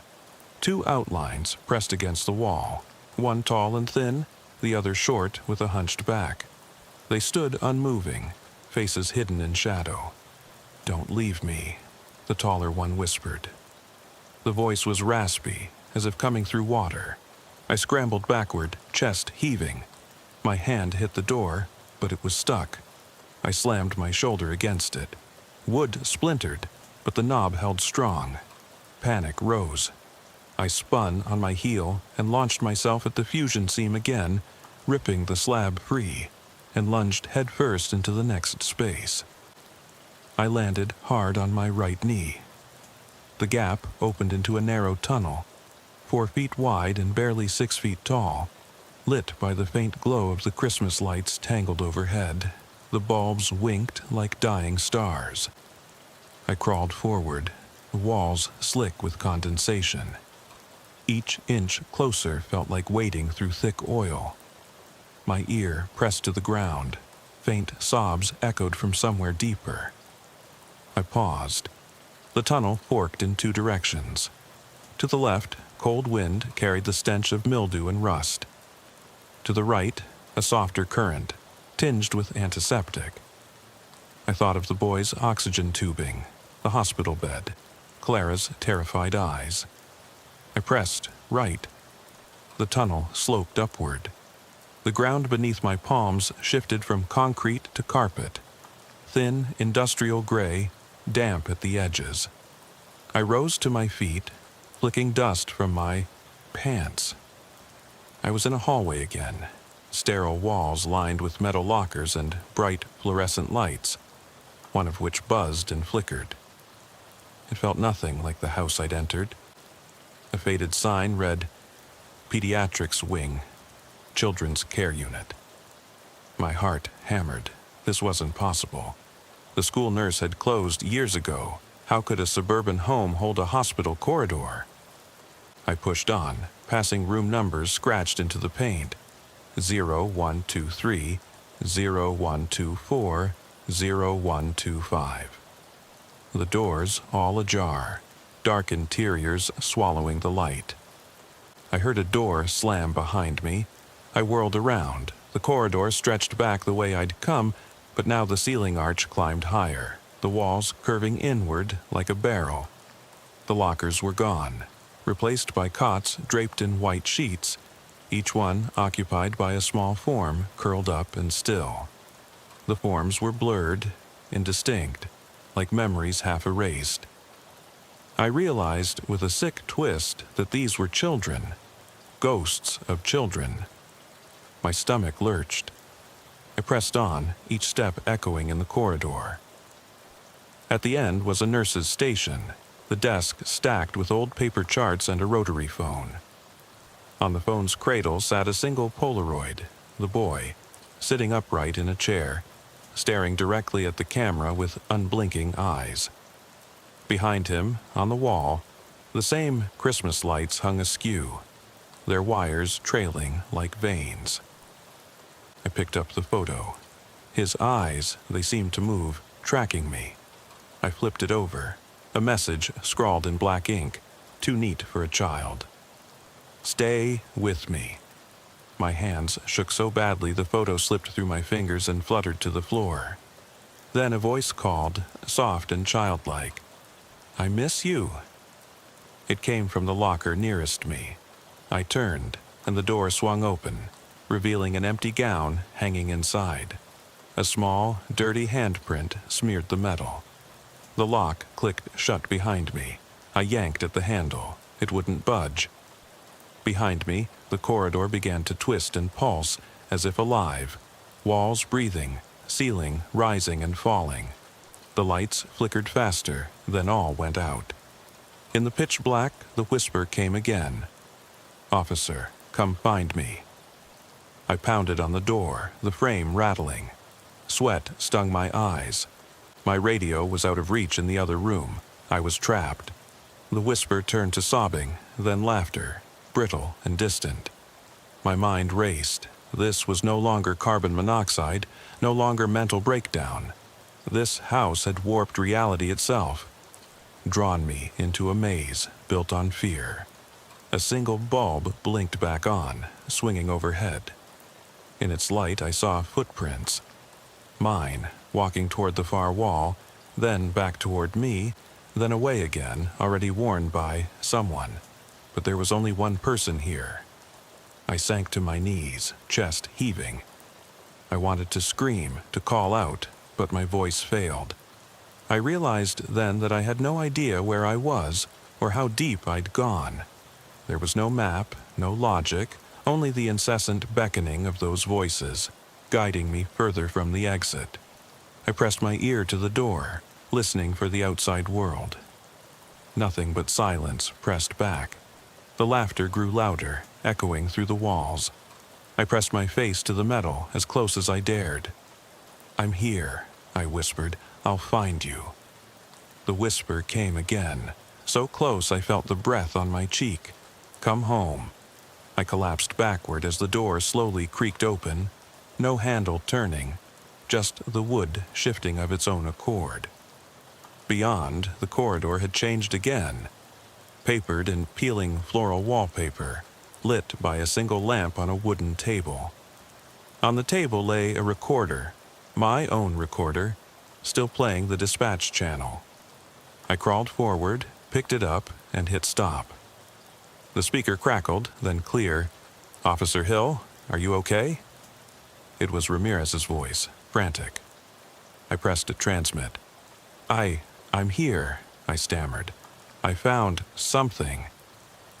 My words trailed off as the corridor warped once more, the walls bending inward, the lamp's light chasing the shadows. A soft sob sounded from the next room. I stood, the recorder heavy in my hand. I shined my flashlight down the new hallway and saw the boy's silhouette at the far end, back turned. He wore hospital pajamas, oxygen tubing still attached. His shoulders shook as he rocked. I heard Clara's voice join him, quiet and urgent. "We belong here." The hallway stretched impossibly long. The boy began to walk away, slow and deliberate, arms outstretched. I moved after him. Each step made the air colder, the light dimmer. My recorder crackled. "Officer Hill, hold on." Then silence. I stumbled forward, my breath fogging in my path. The boy's figure dissolved into the darkness. The corridor ended at a blank wall, smooth and unmarked. In the center, a door shaped like an embryo, curved and uninviting. No knob, just a seam in the wall. The recorder slipped from my fingers and clattered to the floor. A whisper grew from the wall itself. "Open it." My hand reached out, trembling, toward the seam. I felt the throb in my temples, the burn in my lungs, the pull in my gut. At that moment, every rule I lived by, the badge, the promise to protect, collapsed under the weight of my own fear and desperation. I slid my fingers into the crack. The wall pulsed under my touch. Behind it, I could feel two heartbeats, one small and frantic, one ragged and slow. I hesitated, every instinct screaming to run, but I couldn't leave them, not after coming this far. With a single push, the wall gave way. Darkness swallowed me again, and I stepped inside. The door closed behind me, sealing me in. The last light flickered out. Silence. And then, from somewhere beyond the void, a faint whisper. "Welcome home, officer."